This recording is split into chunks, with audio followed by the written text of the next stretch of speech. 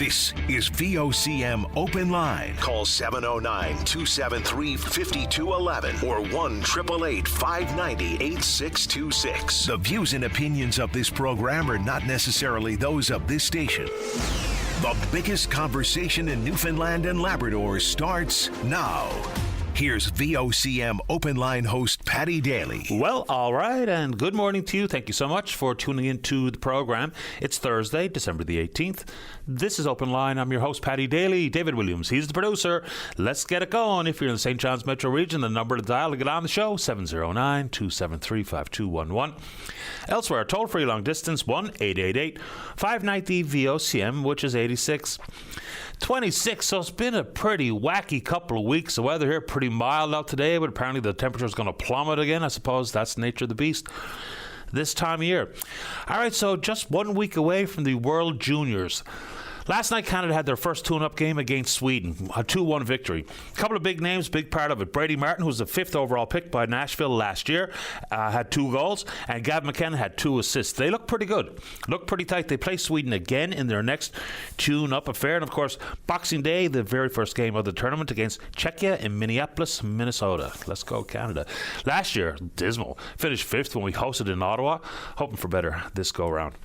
All right, on this date in history, 2022, one of the finest, most exciting sporting matches I have ever watched. Of course, it was France versus Argentina in the World Cup final in Qatar. Lionel Messi, of course, one of the greatest players of all time. What he did not have was a World Cup, and they finally got it. He scored twice in that game, which finished 3-3 in regulation time. Kylian Mbappe, one of the finest players in the world, scored a hat-trick for France, only the second person to ever do it. I think George Hurst scored 3 for England back in 1966. So Argentina goes on to win 4-2 in penalties, and for sports fans, it was just something to behold. Let's keep going. So this is not the first time, but the government has put out a new RFP for an extra swing vessel in the province's ferry fleet. All right, so got some pretty specific capacity requirements here. Similar to the Legionnaire or the Veteran, capacity of up to 250 passengers, vehicle depth up to 400 meters, capable of year-round operations, conditions likely seen around the Tickle or on the Fogo Island Run. Okay. So, I don't know how many vessels like this are out there floating around. We may indeed be going down the path of having to build this type of ferry, because remember, when we ordered and had the 2 ferries, the Veteran and the Legionnaire, they were wicked expensive. Remember all the goings on about the potential for tariffs have to be paid? Because they were built in the Dammon shipyards in Romania. Eventually it got all worked out, but at least one of them just bobbed around in St. John's Harbour for quite a long time, waiting for maintenance contracts to be finalized, for docks to be built to accommodate the different size that these vessels were compared to the ones that were on the runs. But we're going out there to see if there's another vessel. Yesterday, a good friend of the show, Verna, called from Bell Island, talking about their ferry woes. And it happens every time, is when there's someone calls to complain about ferry services, you'll get a lot of emails from folks who obviously don't live on islands serviced by ferries that talk about the future of these communities.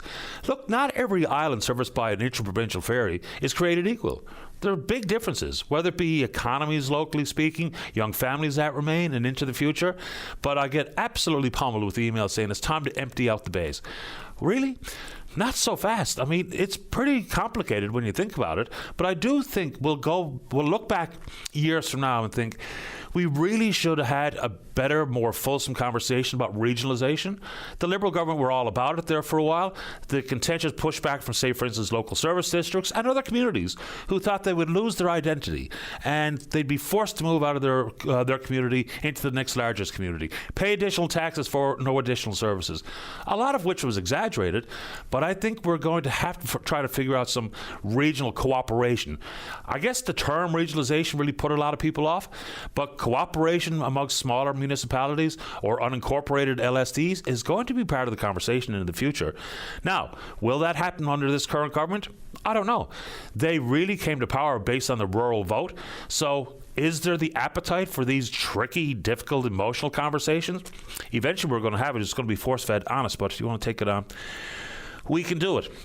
And also, you know, you think about the fiscal update that we got from Minister Pardee not that long ago, and we're talking about a deficit now ramped up to $948 million from $626 million, and some of the different inputs that have caused that deficit increase, as reported by Minister Pardee. Then you look at how reliant we still are on the oil industry. And the price of a barrel of oil is not very strong. It's crept under $60 as of the end of trading yesterday. I think it was $59.27 the last time I looked yesterday. So it's a concern into the future. And if you want to take on any of those big conversations, let's do it. And I do see some people chiming in on, look, there are tough times on the go. There are lots of people struggling. Debt and deficit is out of control. You know, the plans to stabilize our electricity rates runs out, that pot of money runs out in 2030 with no real plans in the future. So I get all of this kind of stuff, but there is reason for optimism regarding real economic growth next year. And, you know, I search around to see what people are saying about it. And, of course, economic growth forecasts are exactly that. They're a forecast. But it does look promising into the future here in the province. And we can only cross our fingers and hope that it actually manifests itself. So 5.3% growth predicted for next year to lead all provinces in the country. So, you know, at some point, maybe it's for my own self-preservation, is you try to find some good things and positive things to add to the pile and add to my poor old addled mind through the course of the day and the week. So anyway, they're big conversations. And just a gentle reminder, don't hesitate to bring us a little good news here on the program in the form of a phone call if you are so inclined. Okay, I see Energy NL chiming in on the Upper Churchill Memorandum of Understanding.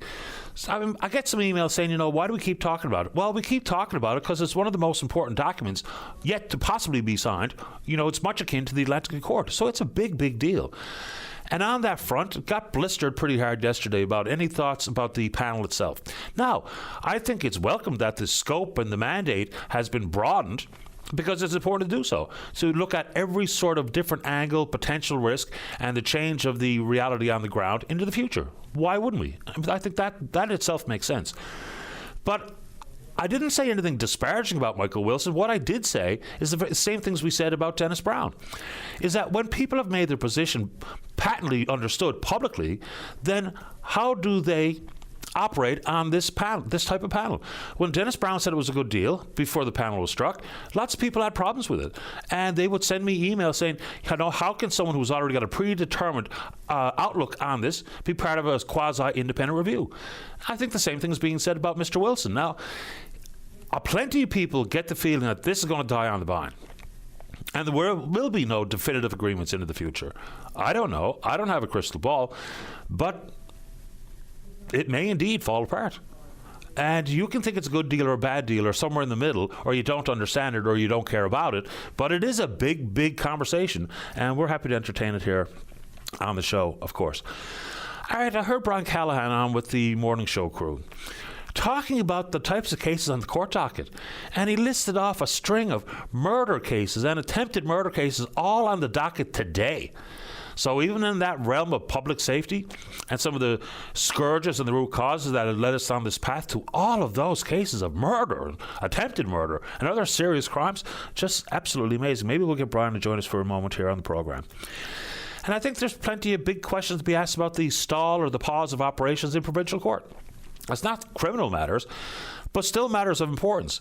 And I did appreciate reading some of the thoughts offered by, for instance, Mike Murray. And Mike, if you're listening this morning, you're welcome to join us. He opined that it might lead to people thinking, well, you know, if my case isn't going to be heard in a timely fashion, and maybe some potential tickets might be thrown out as a result of the lack of timeliness and access to the courts, that it might lead people to just conduct themselves poorly, whether it be behind the wheel or otherwise. Now, access to justice. You know, I don't think we've got a whole lot of feedback on that particular story here, but it's a big deal. It really, truly is. You know, we talk about staffing levels in healthcare, but staffing levels in the criminal justice system is a massive big concern, or at least it should be. So whether it be in the provincial courts with administrative staff or sheriff's officers or clerks or whatever the case may be, I don't know why that hasn't got much traction, but for me, that is a huge development. Courts are closed. And people are having to travel long distances to simply have their case heard if and when they actually get a court date. And I know it's not criminal, it's civil, but it's a big deal. All right. So I read an interesting story yesterday about the town of Flat Rock. When we knew that the Roman Catholic Episcopal Corporation had become insolvent, and you all know the story, selling off all the church properties. At the time when it was initially announced, we were told that cemeteries would be out of bounds and they wouldn't be for sale. But apparently in Flat Rock, they had to scramble to not only buy the church and the grotto and the cemetery. And I was kind of surprised to read that. I didn't know there was a cemetery included issue with this, and a couple of reasons why I bring it up. Number one, we hear plenty of concern about some of these cemetery operations where, unbeknownst to the loved ones who are buried in that one cemetery or another, things like flowers and other personal items were being removed without anybody being told. And I find that to be heartbreaking, whether it be for the ease of groundkeeping or whatever. Still feels like a pretty cold thing to do without letting the families know, or make it publicly understood that you've got a week and here's what we're going to do. And that didn't happen. In addition to that, at some point, this current government is probably going to be forced to try to figure out a way to come up with a shortfall in finances for the survivors at Mount Cashel. So the selling off of all the properties from the Roman Catholic Episcopal Corporation, I can't remember the exact number off the top of my head, but it was around 40, maybe close to $50 million. But we're told that the compensation is probably going to exceed $100 million. So how's that shortfall going to be met? You can only imagine that it's going to be on the responsibility of the provincial government. And remember, inside of that sell-off, we also were forced to buy the schools that the Roman Catholic Corporation said that they owned, even though the Schools Act was clear. It said as long as those buildings are used for educational purposes, they're out of bounds. But apparently that changed. We paid $13 million, I think, for like 31 schools. So where's that additional money going to come from? It's got to be the government, right? Okay.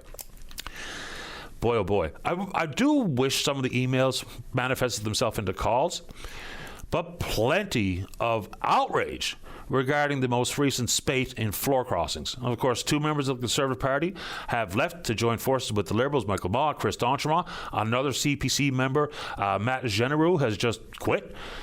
So lots of blame going around and things like the assertion of backroom deals and shady business. And I think it gets intensified this go around because it's not new. We all know this to be true. But when the Liberals all of a sudden are just one seat shy of majority, I think that's brought additional levels of frustration, additional levels of anger, or whatever the right phrase is to attach to it, or adjective to attach to it. But we get plenty of emails. I'm going to say, since Michael Maw crossed, I don't know, ballpark, couple of hundred emails. And out of the couple of hundred, for a round number, I'll say 20 who basically say, look, this happens all the time, what's the big deal? And the rest of them, people are furious. So we're happy to talk about it here on the show, if you're so inclined. All right, let's talk a bit of trade. So I was asked if I had watched the Pettysburg address last night, the president addressing the nation. I didn't. But I did follow along with some of the new trade demands being brought forward by the Americans, in particular U.S. Trade Representative Jameson Greer. And this is testifying in front of Congress. He goes on to say, the CUSMA, the trilateral trade deal, has been successful to a certain degree, but there need to be changes before Trump agrees to extend it for another 16 years or revert to yearly reviews, something that obviously we'd like to avoid, given all the uncertainty associated with those up-in-the-air trade agreements. Okay, so some of the numbers are staggering. Since 2020, when that deal was signed, exports from America to Canada and Mexico are up 56%. 56%. And still, the deal we were told was the greatest deal ever, now all of a sudden isn't, even though trade is up 56%. So they're making a variety of demands. One is for U.S. alcohol to be back on provincial shelves, tout de suite.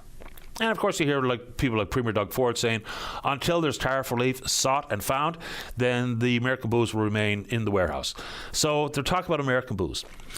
Then they're talking about regulatory imbalance with Canadian fishers. And that is an interesting conversation that I don't know if we ever really talked about it here on the show. But there's what they call a gray zone, New Brunswick and Maine, that both Canada and the Americans have claimed. So that'll be probably a very interesting negotiation. Then it's the Online Streaming Act. We continue to see people mischaracterize what that actually means. So, of course, it has drawn the ire of the big American tech companies. But when I see people, for instance, on Facebook say, you know, the Liberal government won't let me share Canadian news stories, that's not true. It's Facebook won't let you share Canadian news stories. Why? Because they refuse to pay for Canadian content. You can think that's a good idea or a bad idea, but the government in no shape or form said that Canadian news stories cannot be shared on, for instance, Facebook. Facebook made that decision. So they want to see that Online Streaming Act go by the wayside. And then right back to the old bugaboo of dairy products. Supply management. It's a relatively tedious conversation, but It's most welcomed by Canadian farmers, and you know who else loves it? American farmers. They wish they had it. You know, back in the 60s, because it's as old as the 1960s, there was technological advances that resulted in overproduction, consequently low prices. So we've been talking about this for over half a century. Is it good? Is it bad? Depends on who you ask. There is no consensus out there amongst any research that's ever been done on supply management. It has what they call 3 pillars. First one is quotas. There's a national marketing agency that determines the amount of production for each commodity and then sets production quotas for each province. If you're going to produce these products to sell, you have to own a quota if you are a farmer. So it's pretty fundamental. Second, minimum prices. They guarantee a minimum price for their products, so it's what they call a farm gate process, a farm gate price, and basically to keep farmers afloat. And we already have a problem here in the country with the number of farms that have dwindled. In 2014, there was a company called Nielsen. They were commissioned by the Dairy Farmers of Canada and showed the price of Canadian dairy products compared favourably with other countries. Then they go on to the third pillar, which is high tariffs, which is the problem for the Americans. All right. There is a quota for the importation of American dairy products, whether it be dairy or poultry or eggs. And the Americans hit it, generally speaking, year over year. And after that, there's a pretty high tariff, which I don't think has ever been paid. American farmers, of course, that's the clear example of socialism. They have their own strategies. And we can talk about the Chinese tariff war and soybeans and all that stuff. But in the world of dairy, we actually allow more American dairy products into this country than they let from Canada into their country. It's long been a really strange approach taken on this particular conversation. Then you look at how it's worked in other countries. The largest milk producer in the world is New Zealand, if we're talking about a country. In New Zealand, milk prices are higher than they are in Canada. In Australia, when they did away with regulations, they didn't call it supply management, but in essence it was. When they did away with it, 3 years after they did away with it, dairy prices were up 27%. So again, there is no consensus. You know, ask the Montreal Economic Institute, and they'll say it costs the average family an additional $500+ per year.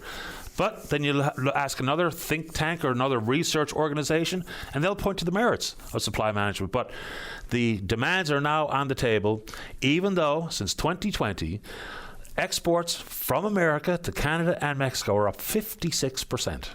And yes, the uncertainty leads to a lot of chaos, which leads to the struggle to bring in capital investment. Anyway, we're on Twitter. We're VOCM Open Line. Follow us there. Email address is openline@vocm.com. When we come back, let's have a great show. That means you're in the queue. Topic up to you. Don't go away.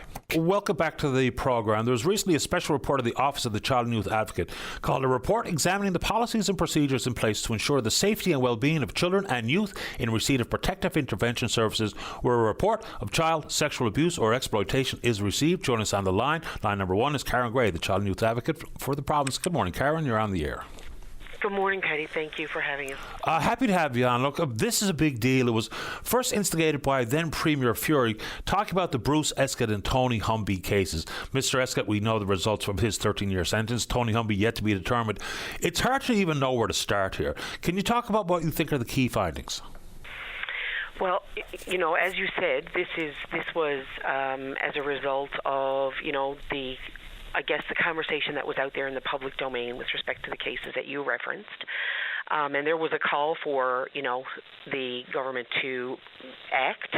And as a result, the Premier of the day, then Premier Fury, directed my office to review and investigate and report on the policies and procedures in place to ensure the safety and well-being of children and youth in receipt of protective intervention services, particularly where a report is received alleging that a child or youth had been sexually abused. So we did that. We undertook, despite the fact that we had never been asked to do that before in that way, we undertook this because we believe it's also a pretty critical area of examination.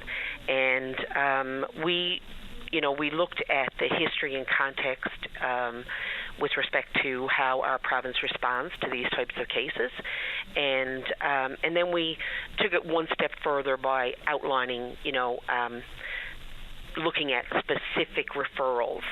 We asked for the referrals that were in the system from 2007 to 2024. So what we found We found a number of things, but it was relatively positive. We said that, generally the child protection legislation and policies that dictate the jurisdiction and the investigative processes and case management of child sexual abuse matters have been well established for many years and are prioritized appropriately.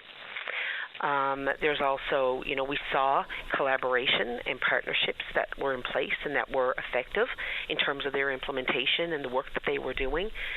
But we also found that the department has shown continued capacity to respond to the challenges that emerge in these particular cases, and they adapt to changing circumstances. When we looked at the referrals, we certainly found that there were areas of improvement, but generally speaking, the policies and procedures that are in place have been followed. It's that collaboration piece that there must have been some sort of disconnect. And it's not just about Tony Humbry or Bruce Escott. This is about every child that's ever been in protective services by the province. So do we identify some of the breakdown, whether it be between the department, law enforcement, your office, and the type of training afforded to people who are offering the care? So can you identify where there might have been some breakdowns, where efficiencies or improvements can be found? Well, I think that, over time, there have been a number of changes to the legislation. There have also been a number of changes to how this particular program has been administered, right? Where that particular program fell, whether it was under the department, under the health authorities, back to its own department, and the iterations that have emerged over time. But we've also seen that there have been changes in terms of training. Initially there's always been a need for partnerships between social workers and the police, and the investigation is done jointly. There's been some movement away from that. There was some movement away from that, I should say, and we've come back again to having that joint investigative process where both the social workers and the police officers have the same training, because I think there was a move away from one type of training that the social workers and police officers were receiving. The police, looked at another type of training, but social workers weren't included in that training. That's since changed, and there's been a recommitment to have social workers and police officers trained at the same time. But keep in mind that we didn't have, the scope that we were asked to look at by government was very specific to, the services provided through child protection, child welfare services. We didn't have that ability to look at the other partnerships that are involved in this this complex type of investigation. At the time when this report was instigated by Premier Fury, there were calls for the potential for a public inquiry so that law enforcement's role could be included and the department's role could be included and the training for social workers and the duty to report. Do you think there's another level of examination required here, Karen? Well, I think that we've only been able to look at one particular aspect. That's not to say that we can't look at other aspects, but there are also other things happening. There is the transformation of policing process that's happening, and they could certainly look at the policing side. I think that there's always room for examination of the processes that are in place. Were you able to look at things like the continuity of care and the consistency of care? Because not every setting will be the same with the same level of training and experience, whether it be social workers or otherwise. So do we have a disconnect with consistency or the continuum of care? I'm not sure about a disconnect from a policy perspective, okay, because I think that's straightforward. That's standard across the board. There's one policy, and everybody should be following that. There are some inconsistencies when you talk about individual regions, but that's impacted by so many things. It's not just the continuity of care. It's the number of people who are providing that care. It's the number of the availability of social workers. Do we have enough social workers in the system? Do we have enough service providers in the system? Is there enough services to support children through health and mental health services? It's a complex matter. It's very complicated when it comes to providing appropriate, timely services to a child who has been victimized. And now that you mentioned mental health, plenty of conversations there. We've been referencing Australia's move to ban social media use for youth under the age of 16. We do know that things like Kids Help Phone have seen a huge surge in people calling their line. I believe it was January or February this year. There was a release from your office based on a study that began in March, I believe, of 2024. Access to service for children and youth is a little different conversation than access to services for adults. Where are we? Well, we're still completing our mental health review.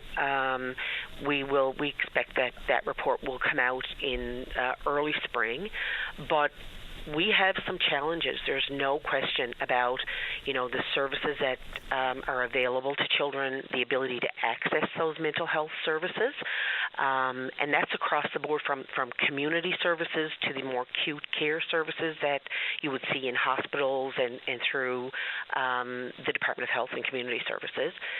There are significant challenges that children and young people are facing in order to access.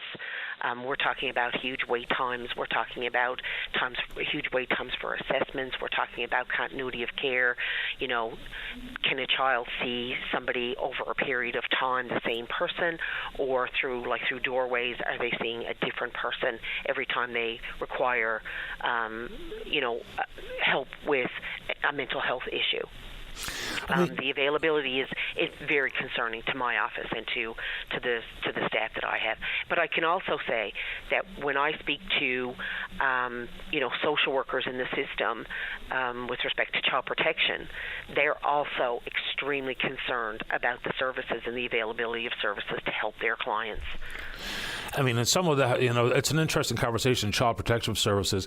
We hear that social workers who are experienced and are up the seniority list, of course, the most traumatic file to carry is child protective services. Consequently, they move on, and the newest graduates, the newest social workers, end up taking on the most difficult traumatic files. Is there a concern there? Of course there's a concern. There's always a concern. I'm not suggesting for 1 minute that the skill level is not there. I think that social workers are, when they come out of university, they don't have the experience, and that's always a concern. What is it that they require in terms of training, in terms of supports, in terms of supervision for these cases? You're right; they are very complex. And there's always been a conversation around how do we get, the most experienced social workers to do this work. And I don't have the answers to that, but I do know that those are conversations that are ongoing within the department. The department is very much aware of the fact that, there is a need for the most experienced and to be able to provide case management with these cases. I don't know if this is a fair question or whether or not it's in your bailiwick, but, like many issues that are complicated, and these are complicated conversations, is whether or not all the collaboration at the government level is happening. So whether it be between the Department of Education, Health and Community Services, the Department of Justice, and others that are all working towards the same outcomes or hopeful goals. Do you think that we do a good job with collaboration amongst the different departments? Because this is just not a Department of Health and Community Services conversation. Or a Department of Social Supports or Wellbeing conversation. Right. Sure. Or a Department of Justice conversation. You're absolutely right. We do need solid partnerships when it comes to ensuring that the voices and the rights of children are protected and advanced, and that children indeed are, receive the best service. I think that, collaboration can always be improved upon, and I'm extremely hopeful and pleased with the response to this particular report because it has injected a bit of energy into that collaborative process. We're seeing that. I'm hearing that. Within the next 10 days, I'm going to be sitting at a meeting with the partners that are, involved in the protection of children on a wider scale to talk about what everybody's role is and how we can do that conversation and how we can do that collaboration better. And I think that's, very much like a lot of government operations. I know bureaucrats are busy. I know the ministers are busy and hyper-focused on their own portfolio. But sometimes if the left hand doesn't know what the right hand is doing, then policies don't dovetail.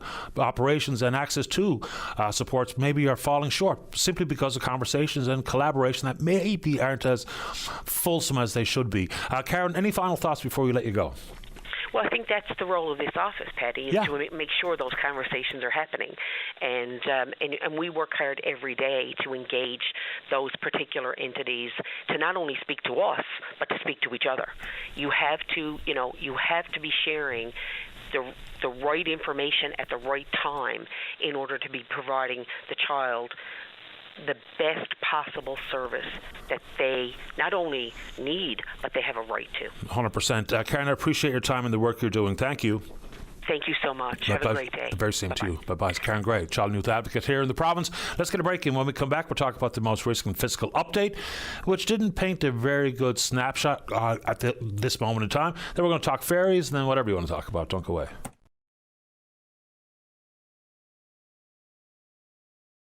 Welcome back to the show. Let's go. Line number 2. Jeff, you're on the air. Good morning, Patty. How are you? Doing okay. How you doing? Doing all right. Listen, a couple of weeks ago, during that concert, we stand guard again. Yep. We donated, like through the text line. You had to dial, I can't even remember. I think you just 2345 or something like that, donate. Anyways, we did it, a couple of our phones at the house, and last week I got a phone call, and the guy introduced himself saying he was with, he noticed that we donated. But after I got off the phone with him, because I kind of felt a bit like I donated this through a text, not through voice, so I suppose I kind of thought that was the end of that. He basically was calling me soliciting for more donations and wanted to tell me more about what they did. Through, maybe whatever it was, Red Cross or whatever it is, yes. Anyway, I just thought it was kind of strange. And then I got off the phone a few days later. I was thinking, I don't suppose that was a scam and that I got called for. Because I've done this on other situations and never got a phone call, a week later or maybe 2 weeks later, whatever it is. So what exactly did the phone call, what did the caller actually say? Well, he started to introduce himself, that he probably, I guess he threw me off, and he probably was with the Red Cross. I have no idea. I think that's who was collecting the money, right? Or organizing. Yeah, they were part of the organization. Yeah. Yeah. So basically, he wanted to talk to me about other programs that they are doing right now and other things they're involved in. But like I said, I just kind of felt like I did this through a text, and now I'm getting a phone call to see looking for more money. I guess I wouldn't say he's calling me just to tell me all about other things he does. I'm sure it was going to end with, but I kind of ended the conversation abruptly because I felt like this is kind of strange. I donated through text, and now I'm getting a phone call. And I know once you put your phone number over the line, they got your number, but I still just felt, anyway, I just felt it was strange, and I just wondered if I was being scammed or trying to be scammed because I didn't carry on with the conversation. Yeah, I mean, it's a fair concern, isn't it? Because every time you turn your head now, there's a scammer in my phone or in my email. So at that point, like, just for the general listener, if you get that type of call, even if you're interested in one of the programs that they're talking about on a fundraising opportunity, you can simply say, I'll consider it, and then just go to the website or go to where you can verify before you make a donation versus make one over the phone. Sure. Yeah, look, what I thought the subject line was going to result in is you made a donation to the Red Cross, and then all of a sudden another charitable organization has called you looking for money, because that's the concern that I think many people share, is if I make a text donation or a donation via email, some organizations out there are selling your contact information. It's extremely valuable. All of a sudden you end up on someone else's call list. And that's 100%, because, like I said, the guy that called kind of threw me off. I was like, I just did this for text. Not like I was actually talking to someone and gave out my credit card number or my banking information. I did it through a text that if you did this, you got charged $10. For our case, it was $20. to your phone bill, right? Which is fine, but I just kind of felt a bit strange that somebody's calling me after I did something that wasn't human related. I know there is a human connection, but so anyway, I just wanted to put it out there. I guess that it's a good time of the year when everybody's trying to get something out of you. No question, and some of it's legit, and most of it isn't. I appreciate the time this morning, Jeff. Anything else you want to say? Yes, I did actually. I wanted to mention about. I called you a couple of weeks ago, but I'm after seeing a lot of shoplifters and everything. But I just wanted to say this, and you can correct me if I'm wrong. We're not doing anything about it. So 2 Sundays ago, I was going into Best Buy, and out come this couple with one of those electric scooters. They're about almost $2,000 ton tax and everything goes on it, if not more. And they just walked off and no one stopped them. So you know for sure they didn't purchase it, they stole it? Oh, yes, I know, because the staff were taking their pictures, and there was a little conversation in the foyer about it, and I know they're not supposed to do anything. But, Paddy, I thought about this. That situation that was very sad and not a great comparison. If someone didn't do something about that shooter down in Australia the weekend past or a few days past, if someone didn't stop him, imagine how much more damage that this. Like, are we going to keep on going where nobody ever does anything about anything? That's what I'm basically asking. And as I said, it's not a great comparison, but if someone don't do something, then nothing ever gets done, and these people just keep on going, stealing. And 100% it was a theft of a $2,000 scooter. Just well to say.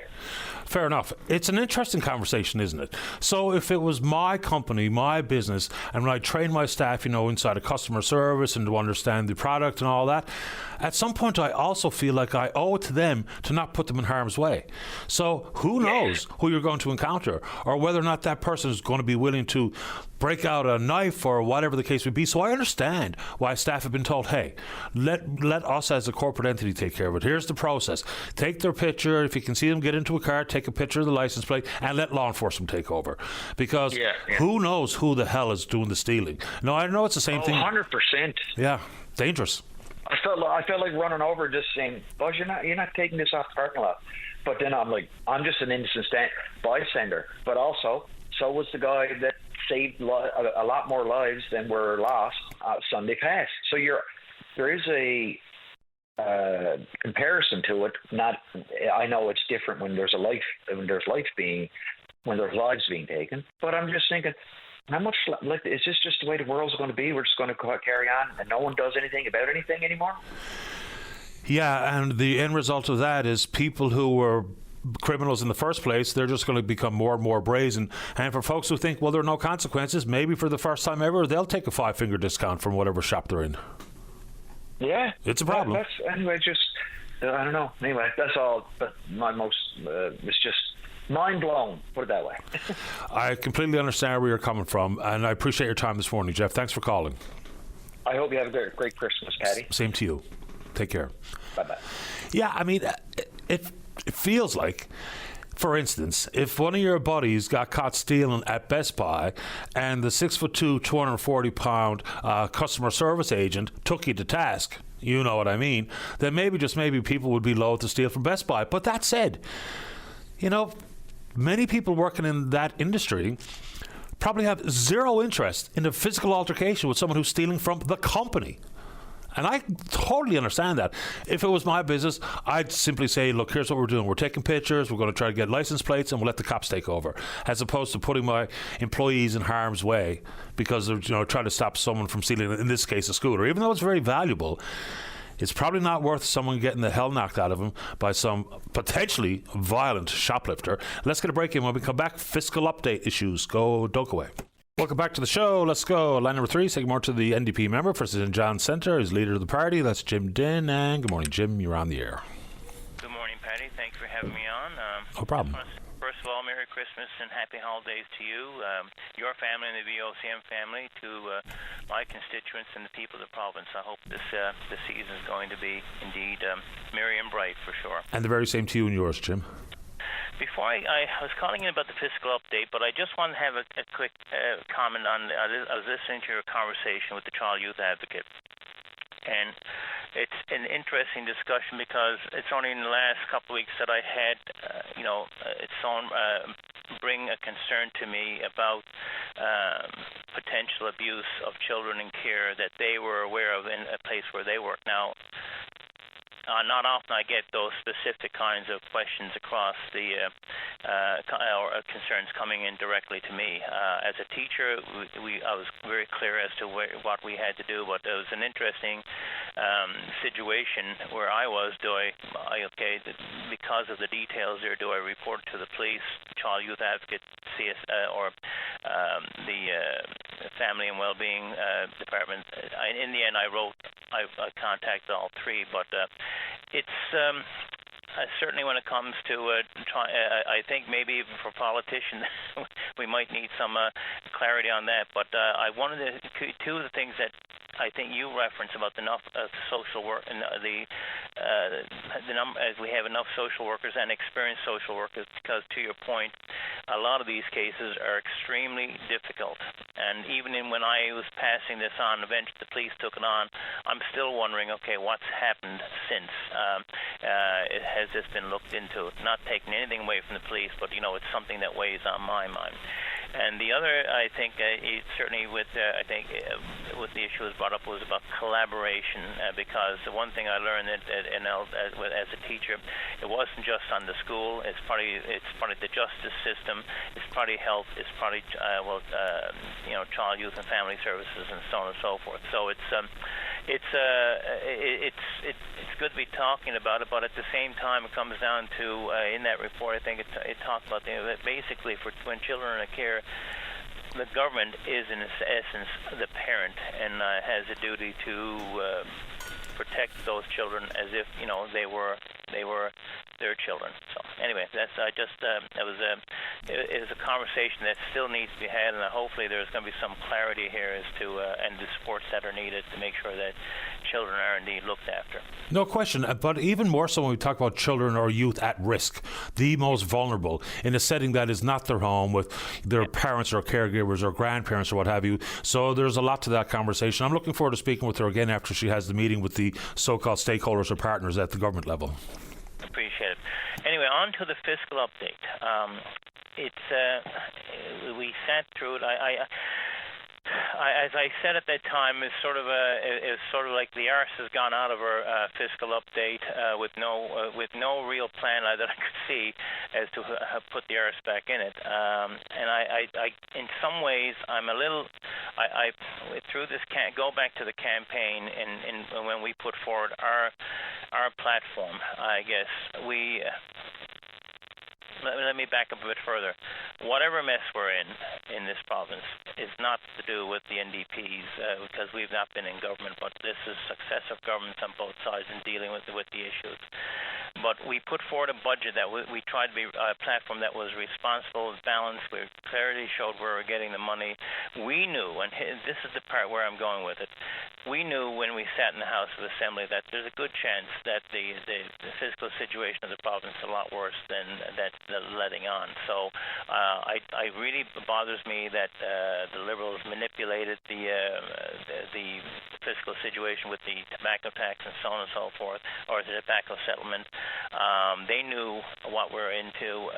They were still making promises. The PCs really should have known that there's a good chance that the situation is a lot worse than they think, yet they're making a lot of on-cost problems. So now here we are in a fiscal update, and we know a few things that stand out. Oil is volatile. The price on oil is volatile. I don't know if that's grounds for a long-term plan, but we should also be focusing on a transition to more renewable and sustainable, greener energy. And I will give the PC some credit here in that they are looking at the exploring offshore wind. But for me, I guess I've heard several of the messages certainly about spending smarter, and about the three pillars of and well, first of all, with spending smarter, I'm trying to figure out, well, what does that mean? I know that if I was in the front line as a teacher, this usually translates into cuts. The other part, the three pillars, about better health care, lower taxes, and safer communities, well, that's a neat trick because you're want to improve services, yet you're going to cut taxes at the same time. When we were talking to teachers about health plan, we used to say, you can have any health plan you want if you're willing to pay for it. And it comes down to you can't have it both ways. But I do know we've got some serious issues here that are going to have to be addressed, and I'm concerned, certainly with regards to families with children who are looking for affordable child care. That's determining whether both partners are able to work or one has to withdraw from the workforce. We have food insecurity. Food prices, inflation is going up astronomically compared to overall inflation. And yet you just have to walk into any supermarket, any place where food is being sold. You do have security guards there that are visible, the asset protection. You also have undercover people, because I would assume that the people are desperate and hungry, and the food prices, because of unaffordable food prices, that's being passed on to all of us. Pharmacare was another one. There was such an easy ask here that if you want to address the future affordability of people, they should be fighting tooth and nail to be part of this Pharmacare program. The Liberals should have done it when they were there. They didn't. I don't understand it in a province with such high diabetes rates that we didn't sign on to this as a way of reducing costs on those who suffer from diabetes, but also hospital costs, treatment costs, long-term health costs. And as for rural care, I don't know what they're going to do with hospitals. I was listening to, I think, the discussion yesterday on another station about, what are we going to do with the hospitals in rural areas? What's the plan to make sure that people in rural areas have health care? I had a gentleman call. His wife, in Placentia, waiting an hour and 45 minutes for an ambulance to arrive to take her to hospital in town. She died. He could have driven the town faster. So there's got to be, some. I guess if we're going to spend smarter, we better find out what what that means exactly, because I would assume with the health accord. And the plans there to have a province-wide ambulance system, people are depending on something, on a system that's going to make sure that they and their loved ones have access to that care. So there are big issues here. But when I hear the term we're going to spend smarter, I'm not sure what that means. It concerns me, and it concerns me because I don't know if there's a plan going forward, or if we're just going to see cuts. And if it means more when we got negotiations coming up, and if that means that we're going to be saying to people in to our health professionals, to our education professionals, so on and so forth, that we may not be able to give you what you want at a time when we're trying to recruit and retain people. Rural health is going to depend. I don't know what the plan is either. It would help if we had political parties willing to, when the writ is dropped, to bring forward their costed platforms so that we can have a careful evaluation, especially when new governments in the transition will find out more information about the state of the economy and the fiscal realities and that kind of stuff. But rural health will depend on staffing. Oil's going to be interesting. It's under $60 a barrel today. There will be an offset given the Canadian dollar against the American dollar, because of course we get paid in American money. There's also going to be an increase in production, so there may indeed find a offset on that front. But I don't know how we're going to cut taxes, increase spending, and without increasing borrowing. I just don't necessarily fully understand. And I wasn't surprised to hear the updated number. And I don't know why anybody pretends that they are surprised to hear the updated number. And, we weren't. Reference to big tobacco and stuff, look, everybody knew that. So I don't know how that factors in, but we are absolutely looking forward to having Minister Party on the show.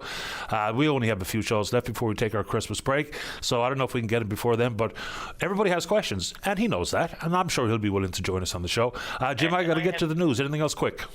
Look, very quickly why I think it's important with the Churchill Falls MOU that all parties have been brought in on this, because really this is an important deal that we get right, and we don't jeopardize it, but at the same time we make sure we maximize the benefits for Newfoundland and Labrador. Again, transparency, openness, and bring all parties in on it. Appreciate the time, Jim. Thank you. Have a nice holidays. Merry Christmas.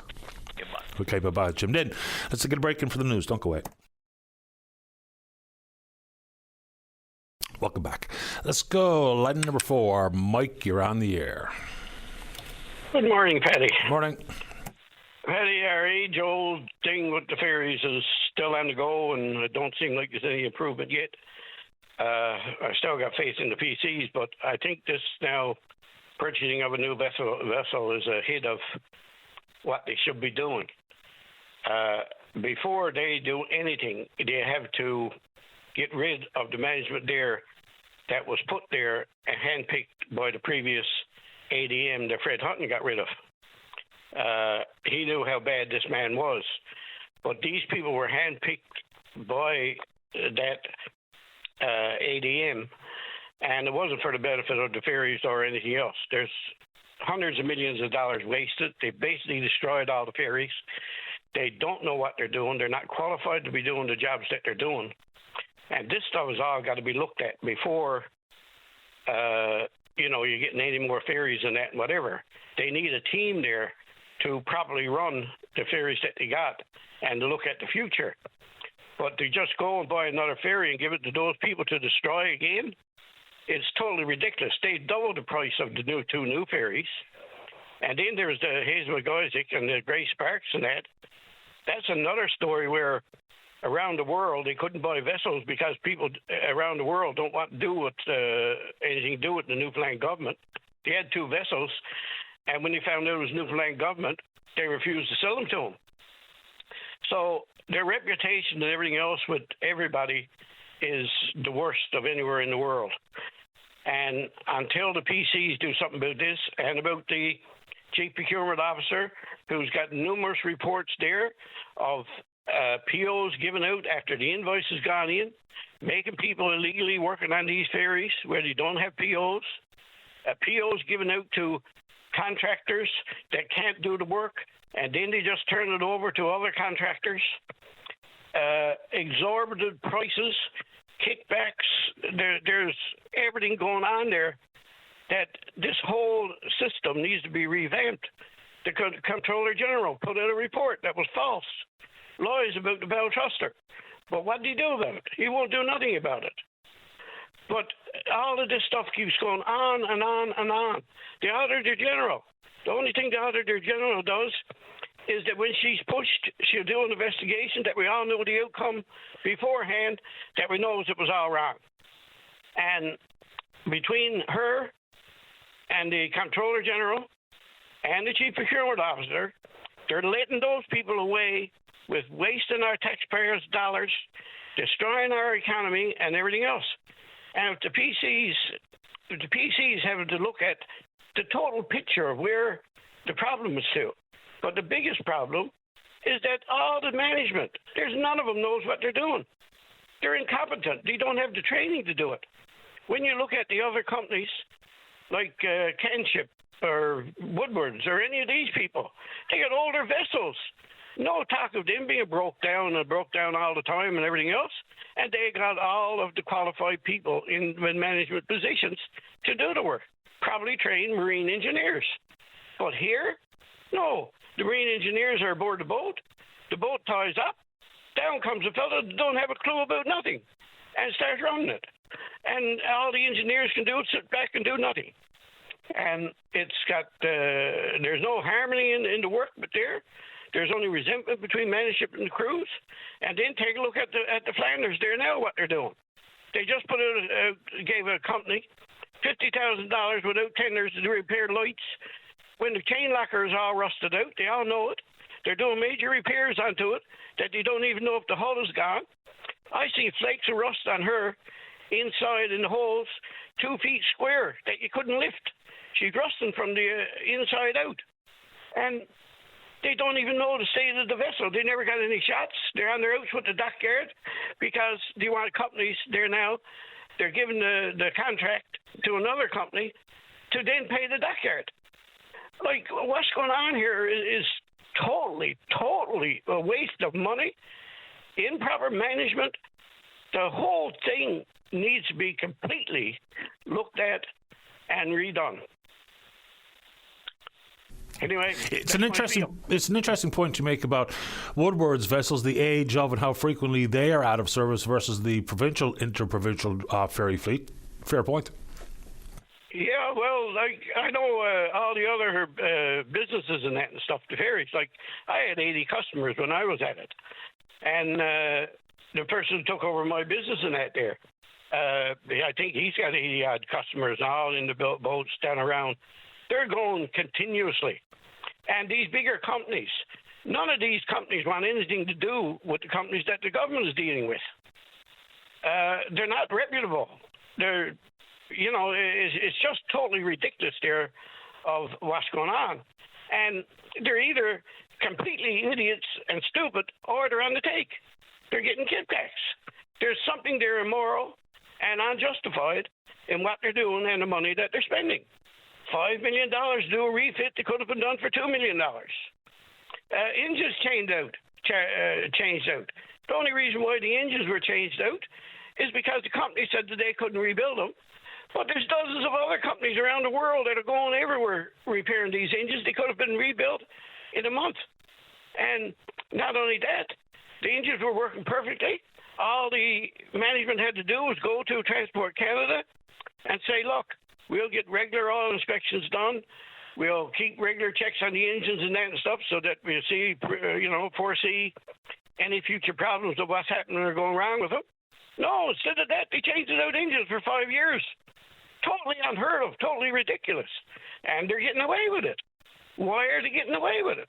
How many people are on the take or how many people are involved in all this? And, it's just a waste of the taxpayers' dollars. So as far as I'm concerned, right now, a new vessel may be needed, but it's not needed nearly as much as what the new management needs with the proper people in there to advise the government. Right now, the PC's got nobody there to advise them. They're going to take the advice of the same people who've destroyed the ferries and nearly made all the bad decisions so far to put the PCs in a difficult light or whatever. Fred Hutton giving out false statements on the press about the ferry system and the bow thruster and all the rest of it, where they totally destroyed and threw out $1 million. And nobody will listen. Nobody will do anything about it. Nobody, the Auditor General, these people that are in the power to protect us, they're not doing their jobs. And they need to be brought to task. And the PCs are going to be given the opportunity now to do something about it. If they don't, there's something going to be done legally or whatever about the things that's done and the money and the decisions that were made to do all this stuff. One way or another is going to come to a head. So I trust the PC so far to actually look at it and give it a bit of time to look at it responsibly and take a look at the whole picture. They've got a fellow hired on there now to advise them. I'm not sure what his title is, but I was talking to him last week about it, and a lot of stuff that I told him, he said he's been told by numerous people. Everybody got the same story, and it's basically that the management there is incompetent. They don't know what they're doing. They're not working there for the people. They're not working for the taxpayer. They're working there for themselves and what they can get out of it. And, something has to be done. And it will be done, but whether it's going to be done through politics or through the legal process, we're going to have to wait and see. We will, the last time we spoke with Minister Pettin, of course, it was all about the recent announcement about 24/7 snow clearing, but this file is absolutely on my list for the next issues to discuss with the Minister. Appreciate the time, Mike. Thanks for calling. Yeah, well, the Minister, we were talking to him before in communication with him before the election. Now, since the election, I can't get a hold of him. We can. We'll get him. Okay, good. Thanks, Mike. Hey, thank you for listening to me. Merry Christmas to you and yours and everybody. Same to you, pal. All the best. Yeah, all right. All right, yeah, bye-bye. All right, earlier in the week we had a call about one particular home on the South Side Road. That's what this next call is about, Dave? So, it was the issue of, there's two units in the same edifice. One is in great state of repair, the other not so much. Huge problem. Bill wants to talk about that. Jeff's in the queue to talk about the MOU, and then whatever you want to talk about. Talk away. Welcome back. Let's go. Line 5. Bill, you're on the air. Yes. Yeah, no, I was talking to you on the 12th. I think that was Friday. Yeah, so I wanted to talk about that house on the South Side Road because I think I was listening to your program earlier this week and I had some information on about it. But I first wanted to pick up on some of the points you made on our last call. Are we going to talk about the South Side, the house on the South Side Road? I had some. Yeah, after I follow up on some of the points I was making on Friday, you made some comments, and I wanted to follow up on those because you said, I maintain that keep right except the pass on the Outer Ring Road is a myth. Are we doing this again today? Why are you trivializing this issue? Right? I mean, you said keep right except the pass. You called it a thought process to safely navigate a multi-lane road. That's what you said. I think what you promote as being able to just stick in the left lane as long as you want, I think that makes it more dangerous. No, but that's not really. You're misrepresenting there what I'm saying. No, that was just my opinion on what you said. No, it's the overhead signs tells me that I could be there in the left lane. And it's that was the original traffic management plan for that highway. And then the other point but I think you're right. It's right now it's a thought process to safely navigate a multi-lane road because the left lane now is a de facto fast lane. And I don't think that was ever the intention of that. Here it is from law enforcement. There is no law prohibiting driving in the left lane of a double-lane highway, provided the left-lane vehicle is traveling at the posted speed limit. However, roadways are designed to allow slower-moving vehicles to remain in the right lane and slightly faster-moving vehicles to pass them on the left. Those who are not passing in the left lane are not using the lane for its intended purpose and risk creating unfavorable roadway interactions. Well, that's not true. Well, it is. No, it's not, because that's Section 100 of the Highway Traffic Act, and Section 100 of the Traffic Act says that when the sign is posted, it's Section J and Section K. So you're taking that out of context. It says when there's a sign that tells you that faster, slower situation, then you could do it. It says it's right here, Section 101J, where a traffic control device directs slow-moving traffic to use the designated lane driving slowly, you shall use that lane only. That sign does not exist in the Outer Ring Road. So that's taken out of context. That's not right. That's it's called 101J in the Highway Traffic Act, and it doesn't apply to the Outer Ring Road. The overhead signs are what applies to the Outer Ring Road. Are you still there? Yeah, so we had someone on who was actually involved in installing those signs, talking about them being a navigational tool. You don't believe him, even though he was involved in the process. I just told you what the cops have to say about it. You don't believe them either. You can give me your. Hold on now. You can read the technical. That's misinformation because you didn't. It's not. You omitted the part about the fact that when there's a sign, when the sign instructs you to. It says where a traffic control sign directs slow-moving traffic to use a designated lane, and that occurs after you come out of Whitburn, and they had those signs up, and they're called the slower, faster. So essentially, that's not correct. But my point is that I think you've made the point. The way that road is intended to operate and nobody in the department will admit that it's meant to have a fast lane. But what we got there is essentially a fast lane because people who are driving at the speed limit aren't welcome in that lane. And for a police to advise me to drive, said I'm allowed to stay there if I'm driving at 100, that's illogical because if the weather conditions are poor, then I'm going to drive slower than that. It's not right. There's I would say at least 40,000 cars per day use that highway. I have no earthly idea why you're promoting unsafe passage on the Outer Ring Road. I'm not. No, I'm not. No, I say what's happening now is unsafe conditions. I think the original intention is that both lanes are driving lanes, and if that was the case, then the right lane or transition lane where people are exiting and entering would not be blocked. Okay, but so people are afraid to use the left lane. I've just about had enough of this conversation. Up there, you know. Okay, enough of that. Can you want to make a comment about the South You're Side? cutting off debate on this. I mean, this reminds me of the song that Wayne Chalk and then Buddy Watson and the other fellows. It's called Saltwater Joys, and it says, "Some go to where the buildings reach to meet the clouds, where warm and gentle people turn to swarming faceless crowds." You know, that's the situation that's being created up there with this whole notion that there's a fast lane. Okay, it's unsafe, and here's another point. Or it's actually, I did the math, and it's a simple calculation. The Outer Ring Road is 20 kilometers long.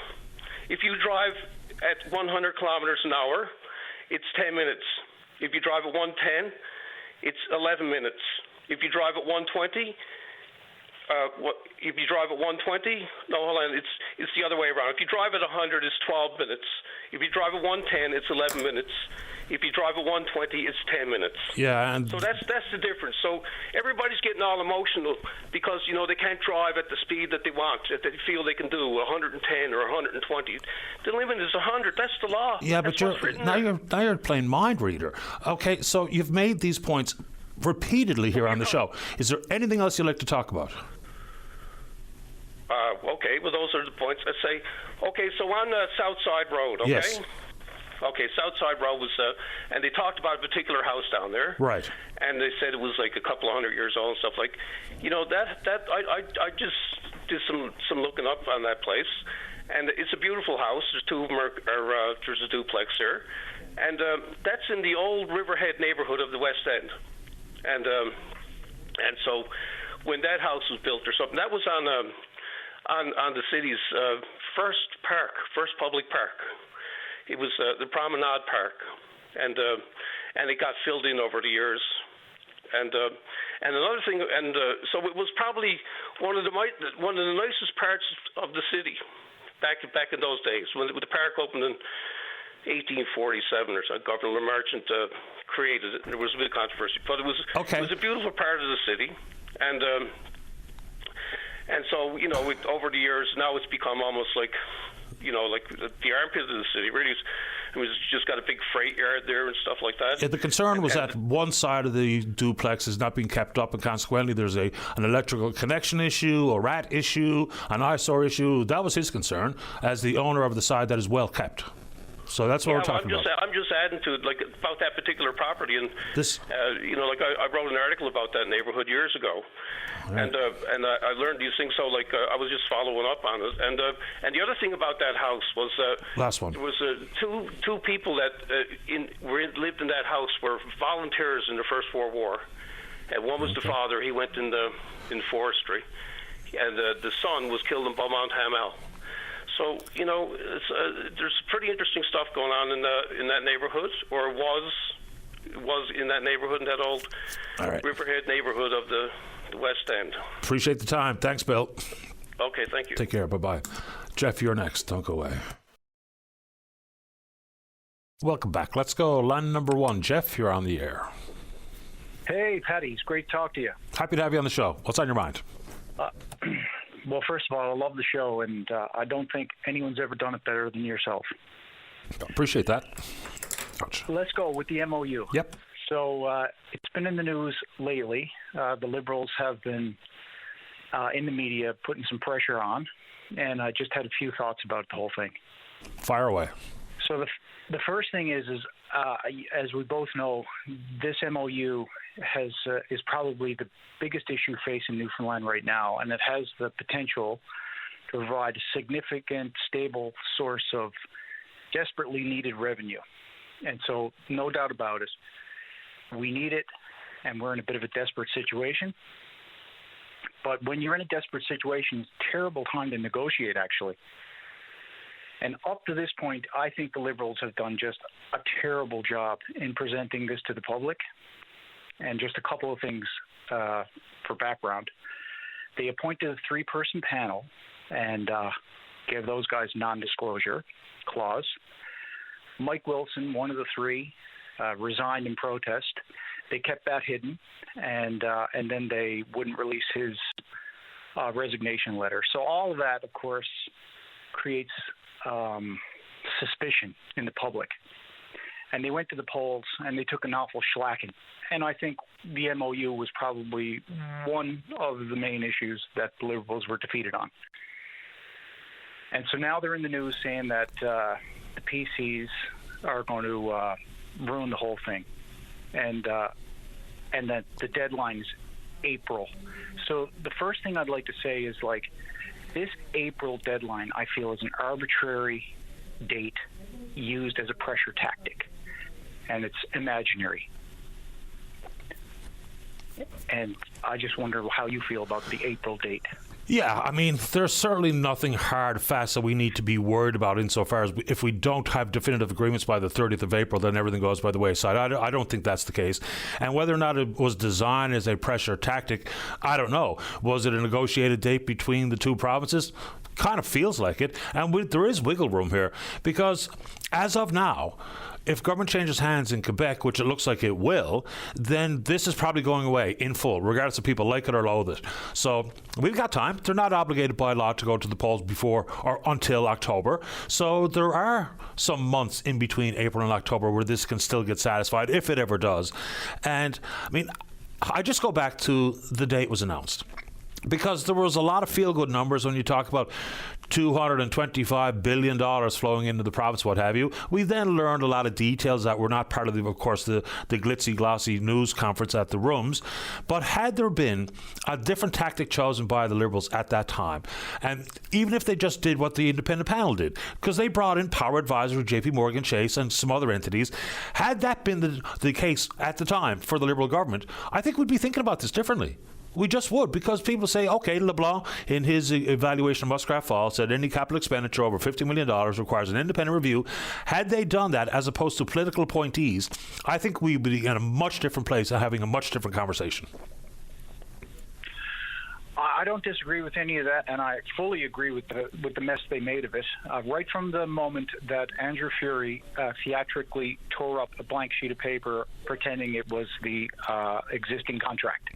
I got to tell you, when that happened on TV, I cringed, because I don't respond to those type of theatrics and pageantry. I find that they are always a thin veil on something deeper, and I don't trust any of that stuff. So the fact that the 3-person appointed panel had one guy, Mike Wilson, resign, and I listened to the time he came on your program, and he was on for several segments. I got that up on the cloud, and I listened to that 2 times through. And so one of the Liberals' tactics now is to try to discredit Mike Wilson, or discredit Tony Wakeham's new appointed panel, because it includes Mike Wilson. But actually, I don't know about Dennis Brown or what he has to do with the MOU. I know Dennis Brown was kind of the person who he had something to do with it. I don't know if he was actually studying the MOU or not. But this guy, Mike Wilson, was hand-selected. So, and he had so many issues with the MOU that he had to bow out. Now he's back in. So if there's any improvements that can be made to the MOU, I feel like he would be a good person to contribute to the flaws he sees. And I think that was a good move by the PCs, actually, to put him back on. Well, there's 2 carryovers. Him and Professor Holborn are back on the panel. One thing for sure is those 2 gentlemen in particular hit the ground running, which is always helpful. If you've got a background understanding of the MOU before this new panel is struck, that's helpful. The criticism that I hear about Mr. Wilson is the exact same criticism we heard about Dennis Brown. Dennis Brown said it was a good deal before the panel was struck and he was the chair. Mr. Wilson has already said it's a disaster for the province. Now, will the expanded scope offer more information to have Mr. Wilson, start hit reset and just go in there with a fresh look at it? I don't know. Human nature is a funny thing, though, right? So I don't know what the outcome of this is going to be. And I read the terms of reference. This seems pretty sound to me. At least we're now including all of the risks associated with borrowing and different changes at the federal government level, and the elasticity of the market regarding price. So I don't know where we go from here. But the criticism of Wilson is the same criticism of Brown, which I think is not unfair. If you've already said yay or nay, thumb up or thumb down, then what's going to change your mind one way or the other? Well, I think that Wilson can get in there and at least find some clarity, because like I told you, I listened to his segments on your program 2 times through. Yep. He had a lot of really great he exposed a lot of the MOU, a lot of ambiguity within the MOU. Absolutely. So perhaps all he needs is just some clarification.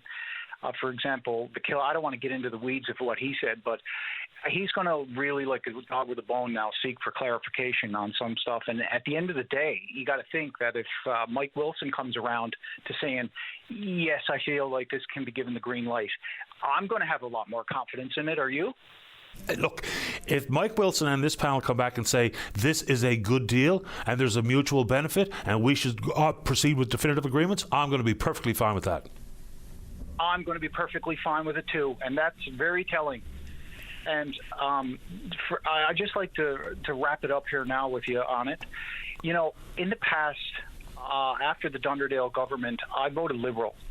And I watched Dwight Ball's government languish, and they were totally ineffective. And then Andrew Furey stepped into the circle. And I actually voted for Andrew Furey for leader and voted Liberal again. And then I can't tell you the disappointment that I have had in the Liberal government. It's hard to express. I watched one scandal after another, and years gone by, and this province plunged into debt, and every institution crumbling, while the Liberal government for the past 10 years have filled their pockets like pirates. And I got to tell you, I can't believe that I'm here now somewhat supporting the PCs. It blows my mind that I'm actually looking at what the PCs are doing and feeling some hope. Every single one of the Liberals, they have shown a lack of integrity over the years that I can't tell you my disappointment. And I just don't understand why. If you're an elected official, why do you not want to do the very best? Why are you all of a sudden just driven by self-interest? I don't understand that. If I took that job on, which I can't imagine I'd ever be elected, but if I was an elected member of Newfoundland legislature, I would do everything in my power to serve the people of Newfoundland and to try to make Newfoundland and Labrador a better place. I could never, ever have a conflict of interest or do anything underhanded. I don't know what makes the people we elect, why are we electing a certain type of person over and over? I don't know what that is. Well, I'll tell you one piece of insight, just my opinion here, is when people find out the hard way, is campaigning is, of course, a tough thing to execute properly, but compared to governing, it's a cakewalk. It's easier to campaign than it is to govern. And I think when people eventually get elected, especially if they take on ministerial portfolios and or the desk in the 8th floor of the Confederation building, they find out very quickly, this is really difficult stuff. This is complicated stuff. This is not about giving campaign speeches. This is about governing. And consequently, maybe it's the time it takes to get up to speed, the fortitude mentally and otherwise to make difficult decisions and not be pandering to whichever way the wind blows. So governing is hard, and everyone finds out the hard way. Final thoughts to you, Jeff, before we go. Okay, well, governing is hard, but what does that have to do with a school being announced in Andrew Furey's district without ever having done a study or having that allocated, just appeared when he became premier? What does that have to do with what you said? A full hundreds of millions of dollars piece of infrastructure just appearing in someone's district. What about the land sale that was done down in the East End with Fred Hutton at the helm? How does that? I don't understand how that has anything to do with governing. No, what about the package they all voted for themselves? We spoke about every single one of those issues here on this program. Yeah, I understand. Yeah. And like the concept of, well, put it this way, Andrew Fury made that announcement regarding a school in his district, but never ran again. So I don't know what he got out of it politically. And people say, well, he just built a school so his kids can go to it. His kids aren't going to that school. His kids are going to St. Bon's. So I'm not so sure what he gained. The whole announcement about Kenmount Road extension and the site for the new St. Clair's Hospital, I mean, as soon as we were told that it was based on donated land, you knew full well there was another shoe about to drop, and then consequently it did. There was cheaper land in the very same area that we could have bought, but we didn't. So that was just so poorly executed, and who knows what's behind it, but that was ridiculous. What was the other one you mentioned? The East End, the land down the East End. Yeah, I think Fred Hutton was on it, and then the Crosby Group, I think, got the land back that was previously taken from them by the government at market rate, and they bought it back for a fraction of the cost that the government previously paid for them. And I think Fred Hutton was in charge of Crown Lands at the time. Yeah, in off Snow's Lane, and the whole concept of it being so inexpensive is that there was no access. Come on. You can buy a piece of access. That has nothing to do with being hard to govern, does it, Paddy? No, it doesn't. No, I'm talking like big picture stuff, debt and deficit, the crafting of specific policies, as opposed to the examples that you brought forward, which we did not dodge either one of those ever. We talked about them extensively on this program. Jeff, once again, final thoughts to you, because I do have to get going. That's it. I got all my thoughts out. Appreciate your time. Get something nice for the wife now for Christmas. You knows I will. I'll see you, bud. Thanks, man. Bye-bye. All right, let's get a break. And when we come back, Glenn, you are next to talk about a fundraising campaign out in Dildo. And then we're going to talk about criminal justice, healthcare, whatever you want to talk about. Don't go away. Welcome back. Let's go. Line number 4. Good morning, Glenn. You're on the air. Good morning, Patty. And how are you this morning? Doing well. Thank you. How about you? Fine, thank you. And a very Merry Christmas to you and to all of yours that's involved in the Open Line Show, and certainly your family as well. Thank you very much, Glenn. I wish the same to you and yours. I think I call in most every year about this time, or I just feel a need to do so. Like, I'm a part of the Salvation Army, Trinity Bay South Corps, out in Dildo, New Harbour area, and of course involved with the church for a good many years there now. We started off with a small food bank in the church, had no intention. We built a new church about 24, 25 years ago, and never ever thought that we would have to have a food bank there. But we started at a small room that we had for meetings. We turned it into a food bank. And over the last year or so, we had to close the room because it got too small and open up a bigger room for our food bank. And we thank the Lord that we have a lot of sponsors, well, not a lot of sponsors, but a good many sponsors in the area that help out. But our food bank has grown in such a big demand as unimaginable. We had no intention in the beginning when we built the new church, but it serves the people now very well. But it's always a challenge, as I hear it on Open Line, and whoever you talk to, it's a challenge to keep it all going. And, of course, with the Kittle campaign out around the Bay, it's not the same as what it is in town. We have our Kittles out, and they do well. And I've been looking after them for a good many years now, especially the little countertop Kittles.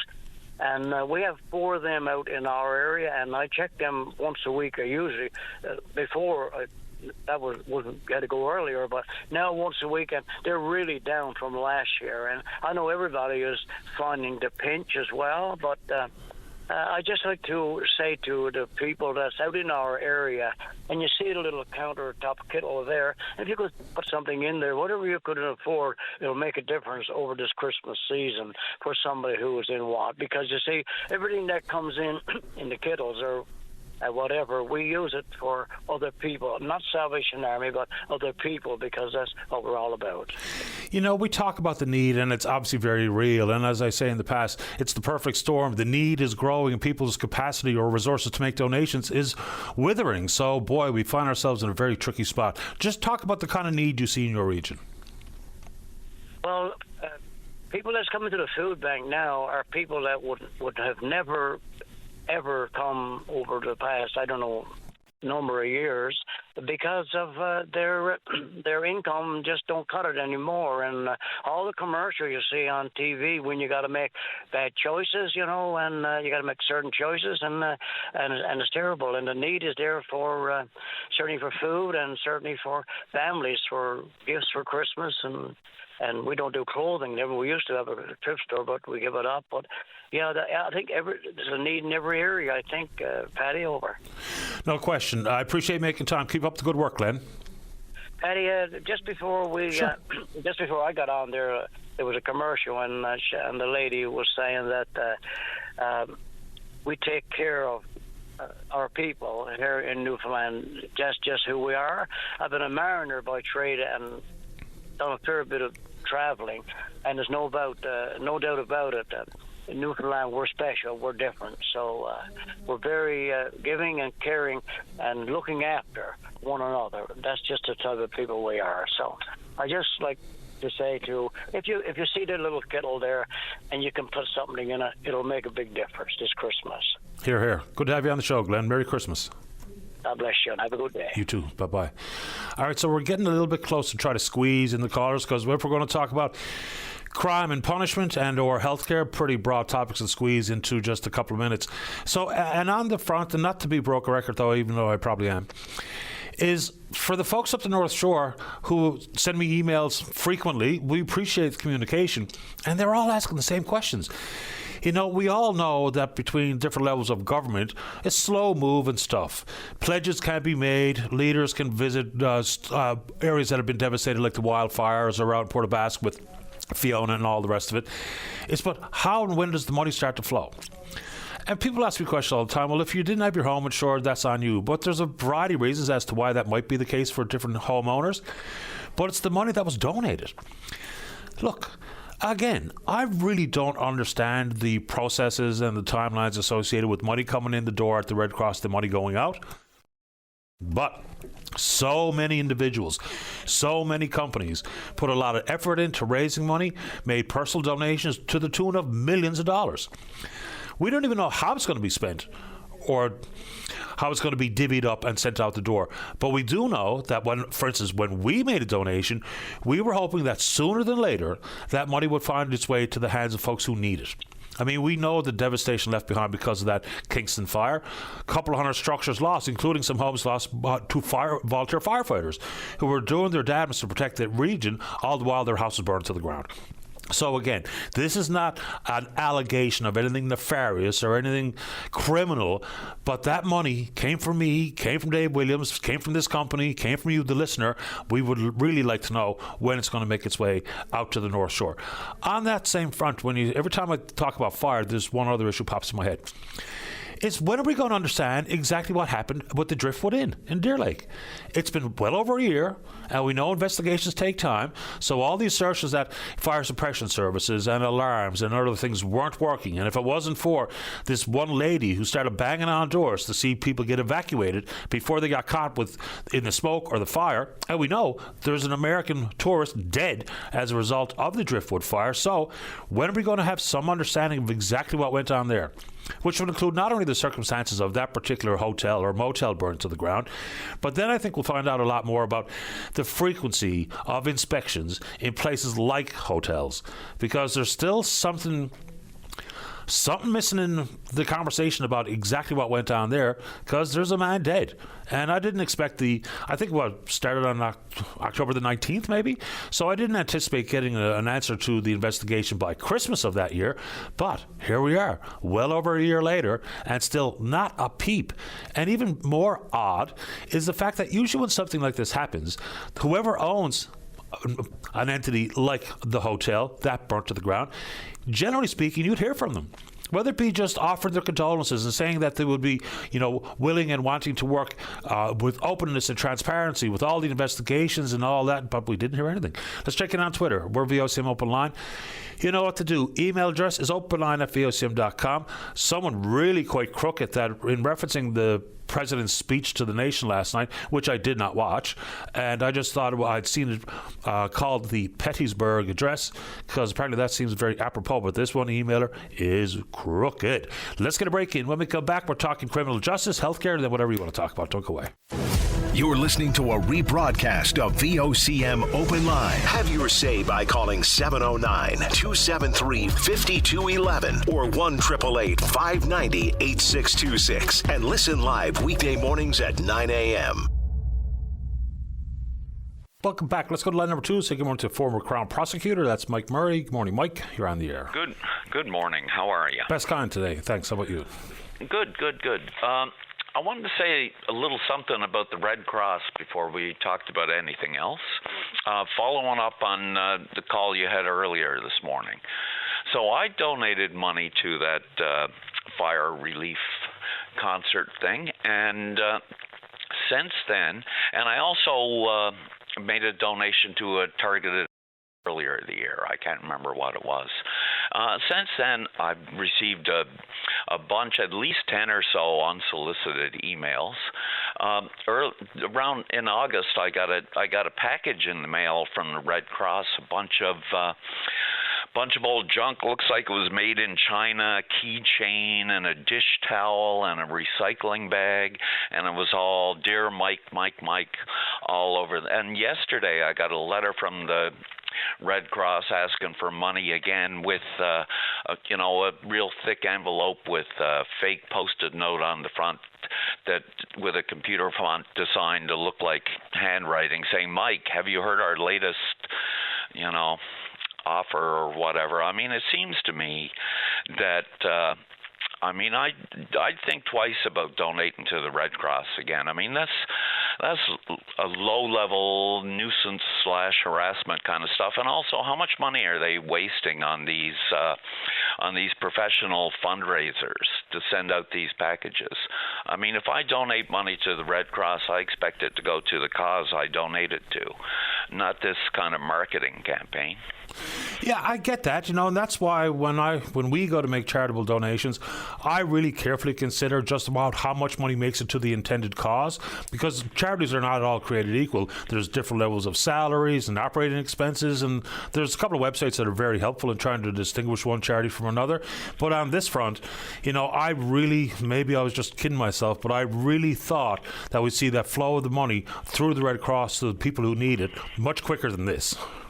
Yeah, no, I mean, you think that the Red Cross is going to be like the gold standard for this type of stuff. You would think so. And now, I will say, obviously, they've done plenty of important quality work over the years. On this one, though, I think the frustration is growing with many, including everybody who made a donation and everybody who's waiting for the money to come out. Yeah. I heard you mention some things about the justice system this morning, and you were hoping that I'd call in. Is there anything you wanted to talk about? Well, I read with interest some of the thoughts you had about provincial courts being shut down. I know it's not criminal, there's some civil matters, and what that might mean in the mindset of folks who maybe won't care as much about following the rules of the road and the speed limits and all of those types of things, because they think, well, my ticket that I challenged may never be heard, consequently I might get away with it. I was just curious about that thought process. Yeah, I think that, over the years, provincial court has done a good job on a number of fronts. They really beefed up small claims court to make it more accessible and to make it more effective. I think they handled COVID pretty good. I think that they've handled the Jordan issue pretty good, so that if anything goes wrong, it's not the provincial court's fault, or that's their goal. But this current issue is a real crisis. Clearly they don't have the staff to do everything that they want to do. The public can't get into courtroom number 7 anymore, which is the main bail court. That's the biggest court down there. That's where everybody goes when they're arrested and taken into custody. Traffic court. I think that human behavior is that if nobody's watching, you're going to see what you can get away with. And if you've got stuff on the roads, if you've got tickets that might not make it to court, or maybe, it might even affect the police. Is there any point of writing the ticket if there's no traffic court? I don't know. When you come to things like passing school buses and speeding and being on your cell phone while you're driving, that's the kind of stuff I think where people feeling that they can get away with it could increase dangerous behavior. And beyond that, I just think it's, you call it a crisis, and I believe that's probably a very fair assessment. And it didn't get any attention. Like, I couldn't believe it when I read the story. What? We're shutting down or pausing operations, and people are going to not have access in their area or not have access in a timely fashion. And yet, very few people have picked up on it or seem to care about it. Now, I guess people with matters before the court probably care about it. But, sometimes I am genuinely surprised when we don't get a lot of attention to stories like that. Well, I know that one of the judges out in Corner Brook, one of the Supreme Court judges, talked about there was a major case there over the past few months where this guy was charged with attempted murder and eventually convicted of aggravated assault. And I don't know if you know the case I'm talking about. I do. And the guy was supposed to be sentenced, and there were no sheriff's officers to bring him up. They had to postpone the sentencing for a month. The judge had a lot to say about it and ended up giving the guy, extra credit for the month he spent waiting to be sentenced. And some of the other judges, I know Judge Gorman, I think, has talked about in his decisions about problems with sheriff's officers and delays of trials and delays of sentencings and hearings. So, I mean, people have been trying to raise the alarm, but of course, people within the criminal justice system are kind of constrained as to what they can say publicly. But I mean, it's been a known issue for a couple of years. I think everybody was surprised with the exact extent of the crisis. I mean, I think that part of the issue with small claims court and traffic court is that they don't have a sheriff's officer to man the gates and check people going in and out because they need somebody on the other side where the criminal justice stuff is happening. Yeah, I totally get it. It's a real shortage of boots on the ground.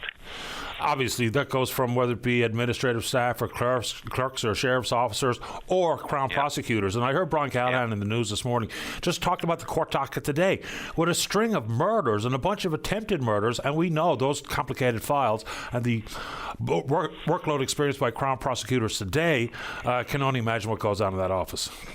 Well, I mean, if you just follow a bit of it on the TV, I mean, you see the same couple of senior prosecutors handling a large amounts of heavy files. I mean, they must have an incredible workload. And I mean, I've been told, that there's 8 or 10 people have left the St. John's Crown's office this year, at least in part because of workload issues. And if you're just plugging the numbers by, hiring young prosecutors starting out, you're not going to be able. I mean, those people can't walk in off the street and do a murder or a fatal impaired driving. I mean, those things take years of experience. Very quick one, and this just pops into my mind. And I'm not asking you to predetermine an outcome regarding the Mitchell Rose case, of course, but I think there's a bit of confusion out there about fit to stand trial. The Supreme Court is pretty clear on it. What most of us know about law comes from Law and Order on television, and that's not really applicable to how we adjudicate things like fit to stand trial in this province, or in this country, pardon me, and the outcomes, including the possibility like Ann Norris, not criminally responsible. Walk us through fit to stand trial and what the consequence of not criminally responsible is. Sure. Okay. So fitness to stand trial has nothing to do with guilt or innocence. It's a question of whether your mental status allows you to participate in the criminal justice system. It's a very simple concept. I mean, where the bar is set, we can talk about it in a minute. But if you can say that person over there is my lawyer, that person over there is the prosecutor, that's the judge on the bench and the judge decides, and I can plead guilty or not guilty. I mean, if you can answer those questions consistently, then you're probably going to be found fit to stand trial. I mean, I've seen cases where defense counsel have said, that's all very well, my client's fit, but I can't really get instructions, and I'm not so sure he is fit. I'd like a second assessment. And sometimes that does happen because mental health can go up and down. There have been talks about trying to sort of have a more qualitative aspect to fitness to stand trial. Can people really act in their best interest? Do they really understand what's going on? But the Supreme Court has sort of taken the line that people have a right to determine their own mental health, and that if they don't want to take meds but they understand the bare minimums, then the case can go ahead. So I don't know if that's clear, but that's more or less what fitness to stand trial is about. Right. And then, of course, when you think back to the Ann Norris case and the result of her court proceedings, the thought among some was that found not criminally responsible means she got away with it. She gets to walk out of the courtroom and that's fine. That's not how it works either. Well, I mean, that's another issue where there's been some controversy in recent years. So criminal responsibility has to do with your understanding of if you're able to understand right and wrong, and if you knew your actions were wrong. It goes into both the legal notion that something is legally wrong, but also the moral part of it, whether something is morally wrong. And it's not a question, because this is what a lot of people think. It's not just a question of what they call a but-for test. But for the fact that this person was off their meds, they would not have committed the crime. Therefore, how can they be criminally responsible? But that's not how it works. It has to do with your understanding of right and wrong. Let's say in a hypothetical case, let's say your next door neighbor, you believe you're a schizophrenic and you're off your meds, and you think your next door neighbor is an alien, so you shoot your next door neighbor. Well, if you know that even though you believe your neighbor to be an alien, that you really shouldn't be shooting people, then you could be found criminally responsible. It's a question of whether what you understand about right and wrong in the context of your actions. Yeah, again, we're not predetermining the outcome of the Mitchell Rose case. But, I think there's just a lot of confusion out there about things like fit stand trial, what not criminally responsible means. And so, again, we don't know what's going to happen in that case because they haven't even begun. Mike, anything else you'd like to say while we have you? Yeah, I guess, so fitness to stand trial is like a gatekeeper thing about getting into the system. Not criminally responsible is about guilt or innocence, which fitness is not. And it's about your understanding of right and wrong and whether you understood your actions were wrong. People who are found not criminally responsible is not a get-out-of-jail-free card. What ends up happening if you're found not criminally responsible is that you're remanded to the hospital and remanded before the review board, which would be a combination of doctors and lawyers and lay people, probably presided over by a judge. And they make decisions about whether people are well enough to be released. Some people are well enough to be released once they get back on their meds. Some people may be in there for years. There's a recent, there's a debate about whether review boards should take into account what you're alleged to have done and not just wellness when they assess the risk of releasing people from hospital. So if you killed somebody, even if you're doing better on your meds, maybe they should think twice about releasing you. If you stole something from Dominion, maybe they should think about releasing you early, even if you aren't all the way where the hospital board would like it in terms of your mental health, like whether they should take into account what you're accused of. And that's the most current debate going on. And I think that in Ontario, I think they're trying to pass, I'm not sure how a province can pass legislation in this area, but Ontario wants to make it mandatory for review boards to consider how serious the crime you committed is, because even if you're not criminally responsible, the Crown still has to prove that you committed the offense, so that nobody is remanded to a hospital or sent to jail without it being proved beyond a reasonable doubt that they actually committed the offense. Appreciate the time, Mike. Thanks for doing it. No problem. Take care. Bye-bye. Okay, bye. All right, let's get that break in. Laura, stay right there to talk healthcare. Don't go away. Welcome back. Let's go to line number 3. Laura, you're on the air. Good morning, Patty. Long time no speak. Welcome back to the show. Nice to hear from you, and you're doing a great job, by the way. Thanks very much, Laura. What's on your mind this morning?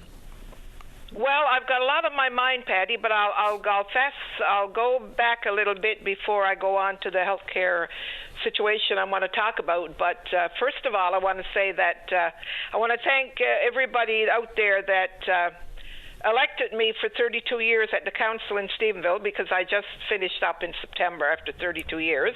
Congratulations. And thank you. And I'm past chair of the Sir Thomas Roddick Hospital Foundation, and also the West Coast Healthcare Committee that we founded in 2004 when our services were going to be cut.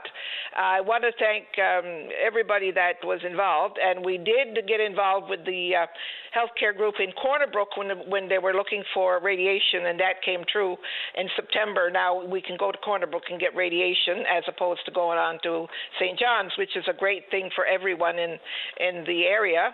And I want to wish our Premier well and hope that he can do good things for our area, because I've known our Premier and his wife for many, many years. As a matter of fact, she went to school with my children, so I know them all very well. That don't make any difference, because politicians are tarred a lot of times with the same brush, but they're not all alike, and they try to do the best they can. I really believe that.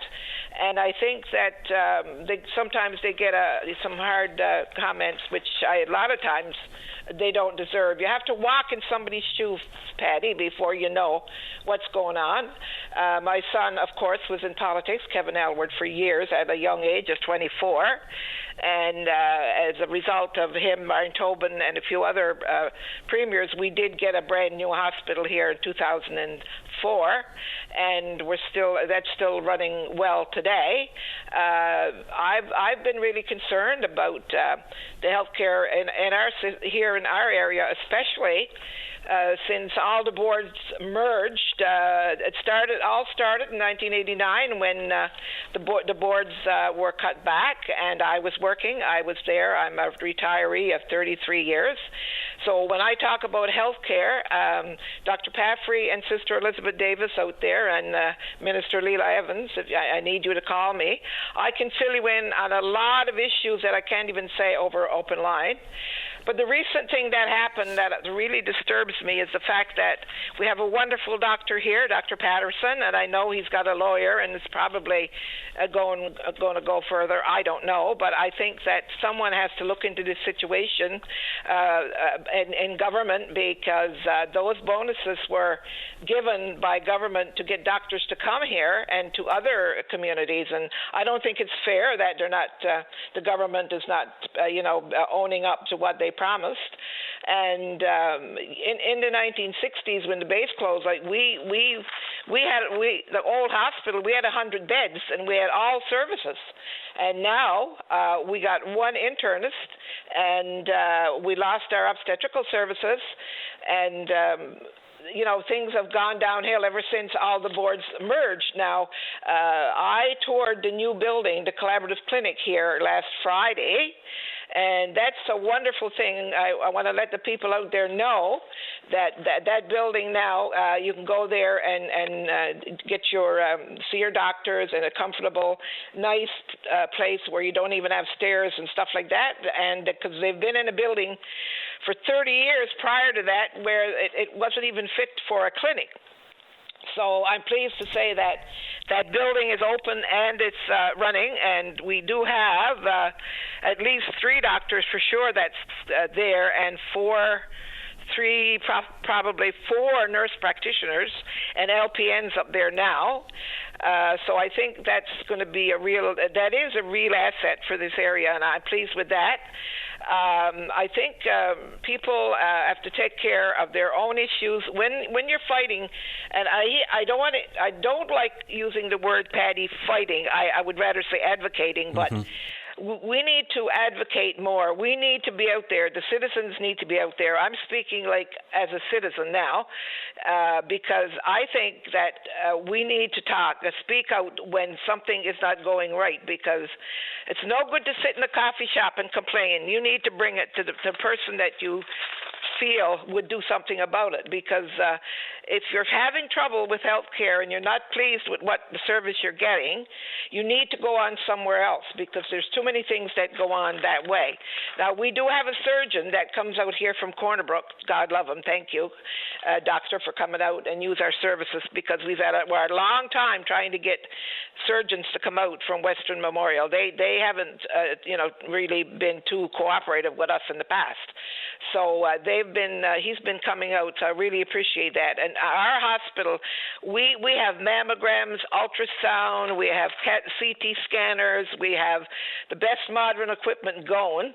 We have dialysis, we have pain management, you name it, and we have it at this hospital. And sometimes people out there, criticize hospitals and doctors, and I feel that the medical profession and all staff actually in the hospitals, they all work hard. You can go right down to environmental services and go right up the line, and it's not even, you have really good people working in the hospitals, and I give them thanks for what they do, not only doctors and nurses, but the whole staff, because I worked there. I was in the system, and I've told Dr. Paffrey and I've told Sister Elizabeth Davis, I've told them that anybody that worked in the system knows the system.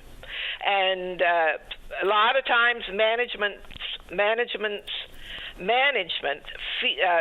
don't take the time sometimes to listen to the people that are in the system, and I think they need to pay more attention to them as well. I could go on for a long time, because I've got a lot of experience in this situation, and I really feel that I need to talk to Leila Evans as soon as she can. Now, I also want to wish everybody out there a great Christmas and a great New Year, and I'm planning to go into your city for Christmas, and planning to see a few people in there when I go in, and I knew Andrew Fury from Broken Earth, and I had a good I could call Andrew whenever I needed. So I think sometimes, Patty, politicians, God love them all, but they sometimes, especially the opposition people, they complain about what should be done, what didn't be done, and all this kind of stuff. But they got to remember, they're not walking in those shoes. And once you get to be a minister and you're the government, you have the responsibility for the whole province, not just one place, the whole province. And you got to be, in the know about that. And I think our roads need a bit of assistance too this time around. And I think from Port aux Basques to Stephenville is a very important area that should be cleared, and I don't think that's in the plan. So at this moment in time, I think I've gone on. Now I'll give you a minute now, Patty. I wish I had a minute. We're late for the newscast, but I appreciate you making time. Congratulations on 32 years, and stay in touch. Well, thank you very much, and you have a great Christmas with your family and friends. Thank you, Laura. Take good care. Merry Christmas. Okay, bye-bye. Okay. Yeah. Bye-bye. All right, let's get a break in for the news. Don't go away. The Tim Powers Show. Join the conversation weekday afternoons at 4 p.m. on your VOCM. Welcome back to the show. Let's go. Line number 1. Dominic, you're on the air. Yes, good morning, Paddy. Good morning. Merry Christmas and Happy New Year to you and all your listeners. The very same to you, Dominic. Yeah, Paddy, I'd like to throw the bouquet to a couple of hard-working ladies. I was a few months trying to get my guaranteed income supplement straightened up, And, of course, ran through difficulties, so I called my member's office. So this lady that works at Loyola, MHA Loyola's district office in Maryland, Joan, and the lady at CRA, Rhonda. Between the two of them, within 3 weeks, they had it all organised and set and done for me. So I'd like to throw the bouquet to those two ladies today and wish them a Merry Christmas and a Happy New Year. Terrific. So what was the issue with your GIS? I was trying to get a Paddy by filling out forms for this and that, and seemed like everything got delayed and hung up and everything else. And so anyhow, I had Service Canada working on it for a while, but then I got my MHA's office involved in it. And within no time, and they're just about every day she was in constant contact with me about something, you know. And within a few weeks, they settled it. So, very good. I'm glad to hear it. You know, sometimes when people say, well, just contact your MHA, generally speaking, whether it be your MHA or your MP, their constituency assistants, they do some pretty good work. I mean, sometimes it's hard to get the politician or the minister on the phone, but some of those constituency assistants, they contact us all the time, you know, saying, oh, I just heard this call, can you pass along this number, which we do, and hopefully things get rectified. Oh, yes, they work very good, I tell you that, and very efficient and very polite and courtesy. I'm glad it worked out the way it did. Thank you very much, sir. Appreciate your time. Have a nice Christmas. Merry Christmas. Happy holidays. Same to you and yours. Thank you very much. You're welcome. Bye-bye. Oh, by the way, Paddy. Oh, yeah. Paddy. Yeah. I was when I was the last time I was talking to her, I said, now, you know, how can I repay you for this? No, sir, she said, I already got paid. But I said, I'll tell you what I'll do. I'll call Paddy daily and announce, so you was okay. I said, and then most of the hard-working people in Newfoundland will hire. Absolutely. How hard these guys work. And I'm sure they appreciate the kind words. Great. Thank you very much. You're welcome, Bye-bye. Dominic. Bye-bye. Let's keep rolling. Let's go to line 2. Daryl, you're on the air. Oh, hi, Paddy. How you doing today? Not bad, you?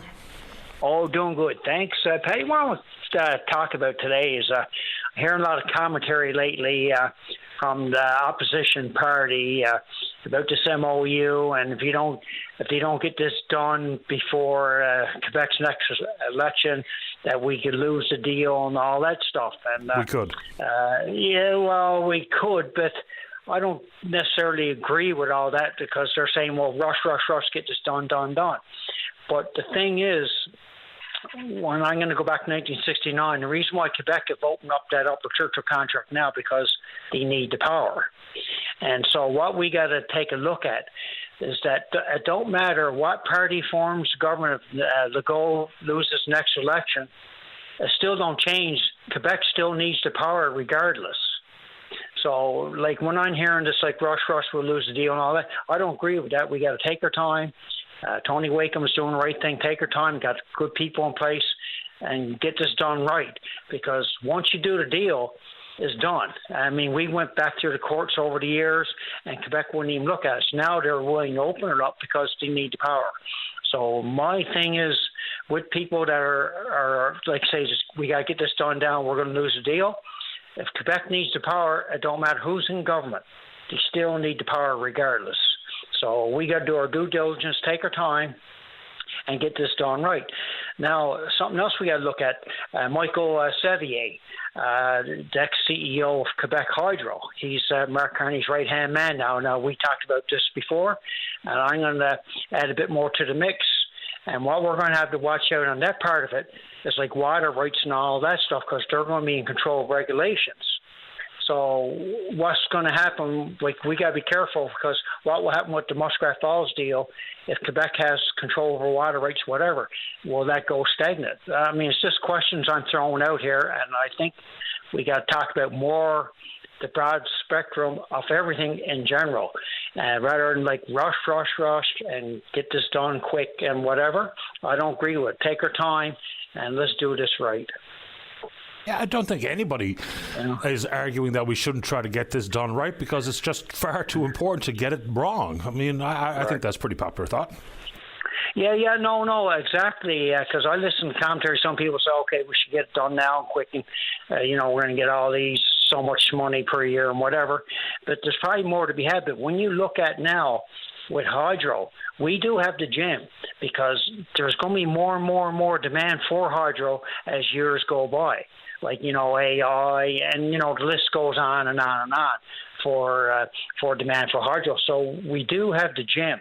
And like you said, we got to get this right, because if we don't get it right, that's it. It's no good to be going back to the courts afterward and challenging this and challenging that. You got to do it right now. Take your time, and hopefully that we will come out on the winning end, hopefully. And if the Quebec government do change, and they're not willing to negotiate whatever, we do have an option. Let it sit there, because after 2041 we'll own the Upper Churchill 100% anyhow, and somewhere along the line somebody will become looking for our hydro. So yeah, but that's not true about the Upper Churchill. Look at. Yes, it is. 2041 we'll own it 100%. No. No, the equity stakes remain the same. It's an opportunity for a renegotiation on price. Right. But we still own it 100% now. I stand to be corrected. I have to go and take a look at it again. Yeah, from what I gather, we'll own the Churchill Falls 100%. But yes, prices and everything got to be renegotiated. I agree. No, we don't. The equity stake remains the same. Round number 65, okay. 65-35. Oh, breakdown okay. CFL all right. Co. and Okay. Hydro-Quebec. Yeah. Okay, well, there you go. But still, if we got the asset there regardless, and we got the majority into it. But why sell out and lose? It's better to let it sit there, and somewhere down the road that you get a deal that it works out for the province of Newfoundland and Labrador. Fair ball. Appreciate the time. Thanks for calling. All right. Thanks, Patty, for having me on your show, and all the best to you and your listening audience, and have a great finish to your day. Same to you. Thanks, Darryl. All right. Okay. You're welcome. Bye-bye. One thing I will never understand is, so, we weren't made privy to all the negotiations leading up to the MOU, and I get some of that stuff, and nor were we made privy to the negotiations which seemingly have stalled at this moment in time. But remember back, the government created a committee to look at 2041 and the implications of 2041. They did their work, they produced some sort of report, and we're not talking about commercial sensitivities or intellectual property or privacy concerns. They should have released it, because then at least the general public would have an idea of what 2041 means. Because there's plenty of confusion out there. For folks that think all of a sudden 2041 is the end of the road in relationship with Hydro-Quebec, that's not true. And 2041 is all of a sudden going to be the golden egg that the golden goose laid. That's not necessarily true either. But I just never for the life of me understand why they didn't just release that report so we could all read it, we could all have conversations about what it actually is going to happen when 2041 arrives. All right, let's get our final break of the morning in. When we come back, still another segment left for you. Topic up to you. Don't go away. Welcome back to the show. Well, once again, back to the email inbox, and listener says, how come we didn't talk about this? Happens all the time, but hey, fair enough. So this is about population decline. Largest population decline in the country's history just took place. And the assertion is that, more needs to happen. We need fewer people here in the country. And I guess that's all about immigration, I assume. The death rate outpaces the birth rate in this province. And just a couple things, even if people don't want to hear them, when the government was told too many people coming in too quickly, I totally agree. We were not prepared. Even if you ask immigrants, they were prepared for the lack of access to housing or lack of access to healthcare. So it's undeniable. Too many people came all at the same time, and we were not prepared. Then there's the side of the coin about the economy, because we can't have it both ways. They're not coming here to A, leech off the government, and B, take your job at the same time, because that's not a thing. But if just listen, for instance, to the business community. And you can ignore the business community if you like, I get it. So the CFIB, they talk about consumer spending because we're the economy, right? Government isn't the economy. And they say consumer spending is up, but on an individual basis, consumer spending is down. So I think we're going to find out very quickly what the population decline means. So yes, there's been a severe reduction in the temporary foreign worker program, a severe reduction in student visas, a big reduction in the pathway to permanent residency, unless, for instance, you're a doctor. So yeah, there will be people celebrating the population decline, but we'll see how it actually works. And the same person who wrote me the email about how come we didn't talk about this said, what we will see is that prices will come back down to earth. I don't know how that works. And another point was that rent is going to come back down. I'm not sure how that works either. Price of new homes is going to come down. Really? Price of new homes is generally driven by labor costs and materials and permitting and all the rest of it. If we're talking about the sale of homes, then maybe so, because what we see is a pretty hot market if you're a seller. I mean, bidding war is all the rage, and I can only speak with any authority about where I live. The rest of the country all has different housing concerns. So yeah, we can explore that topic a little further tomorrow morning. And the same person, again, I'm not so sure what they think they heard me say regarding trade. Look, we're the United States' biggest customer. Right, we have been for quite a long time for American exports. So the new demands on the table from the Americans, and in particular the U.S. Trade Representative, a fellow named Jameson Greer, was testifying in front of Congress regarding the future of CUSMA, the trilateral trade deal between Canada, the United States, and Mexico. Saying that it doesn't necessarily mean it's been a good thing for the United States. But at the exact same time, reporting some of the numbers. Since 2020, American exports to Canada and Mexico are up 56%. It's hard to understand how that constitutes a bad thing. 56% is a pretty significant increase in trade for the Americans into Canada and the United States. But they have a bunch of demands that they're putting back in place. The Online Streaming Act. We heard a lot about it when it was first put forward as legislation, and then some of the way people consider the Online Streaming Act and the impact on their lives is curious. So I see this all the time, especially on Facebook. People will say, look, I'd love to share this story, but the Canadian government ensured that I couldn't. The Canadian government was trying to get the big American tech companies to pay for content generated in Canada by news organizations, right? So that's what that was. The government didn't say that Facebook couldn't share Canadian content. Facebook said that they're not going to allow the share of Canadian content as a way to push back against the Online Streaming Act. And then there was demands to drop the Digital Services Act, which happened. So it's hard to know what's going to appease the Americans to try to get back on this free trade path that has been working. And it works for the Americans. Exports are up 56%. So what are they looking for? They want us to deal with supply management again. This conversation is 60 plus years old at this time. And again, if you look at research done about the implication for dairy products, poultry or eggs based on supply management, people are really coming up with different results depending on who you ask. But if you look at historical examples, like Australia, I think is a really good example because they had regulations in place very, very similar to supply management in this country. The political argument was being entertained, and consequently, with the change of governments, and this is like 10, 15 years ago, when they dropped the regulations, 3 years later, what happened? The price of those products that were controlled by regulations went up 27%. So we can look at research or think tanks here in this country and the arguments, politically speaking, about what will happen if we do away with supply management. But I don't know. Looking at examples where they've actually done it is pretty important. And supply management, of course, is the setting of quotas and minimum prices, and then, of course, the impact of tariffs.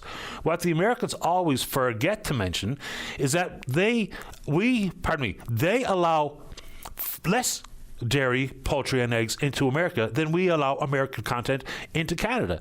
And in the world of dairy particularly, many farmers in the United States, they use a growth hormone that we're not even allowed to use in cattle here in this country. So there's a bunch of reasons why supply management has remained in place. So there's that. And then it's back to what some people consider trivial, is the American booze, the alcohol. Part of their demands is that every single province has to put American product back on the shelves before they're even going to consider re-signing or reviewing this trilateral trade deal, which absolutely has been working. But that one about Online Streaming Act, the government didn't tell Facebook to not allow the sharing of Canadian content. Facebook made that decision of their own accord. That's exactly what happened. Now, could we have done a better job? Yeah, we absolutely could have done a better job. Oh, which brings me back to Australia. The Australians crafted a deal that forced Meta to pay for Australian-generated content, but in a different, more mutually beneficial way, as opposed to we had a hard stop on it. And, of course, the big tech giant said, well, go to hell. And here's what we're going to do as a result. And there's been a bunch of pushback, not from every company in the tech sector, but certainly when you look at Meta, specifically their operations on Facebook. Last one on Australia, promise. I'm also a little bit surprised there wasn't more conversation on this program regarding social media and youth, mental health and protection for children or youth who are on different social media platforms. And there's a bunch of them that are now banned for youth under the age of 16 in Australia. The world is going to be watching to see what the outcome might be. And there's no way anyone can consider the legislation perfect, because it's not. Teenagers in that country are already looking at wraparounds using VPNs, or workarounds like a VPN or otherwise. And it's going to be difficult for a confirm verification of your age, which also comes with privacy concerns, some of the ways that they're going through the verification process. So it's not going to be ideal, but everywhere you look, and there's some pretty widespread consensus on this, social media use for children and youth has been a problem. It absolutely has been a problem. We see the spike in anxiety and depression. We see the spike in children being lured for sexual purposes online, especially social media. We see the examples of the rise of sextortion on social media. So I don't know if that's the right way for government to have intervened in such full force, but it seems to me that we've got to figure out a way for some different approach in this country. Now, basically, there's only three entities that could be responsible here. The government via legislation, or more importantly, and probably more appropriately, is parents and caregivers. I mean, some people, and look, there's no parenting handbook, there's no perfect parent out there, but if and when social media becomes part of the digital babysitting world, then things can get away from you very, very quickly. And not everything has a big red flag or big warning sign that parents think, oh, my child has found themselves in a spot of bother or some serious trouble regarding their online usage, especially social media. All right, final check-in on the Twitter box. We're VOCM Open Line. You can follow us there. The email address is openline@vocm.com, and we will indeed pick up this conversation again tomorrow morning, right here on VOCM and Big Land FM's Open Line. On behalf of the producer, David Williams, I'm your host, Paddy Daly. Have yourself a safe, fun, happy day. We'll talk in the morning. Bye-bye.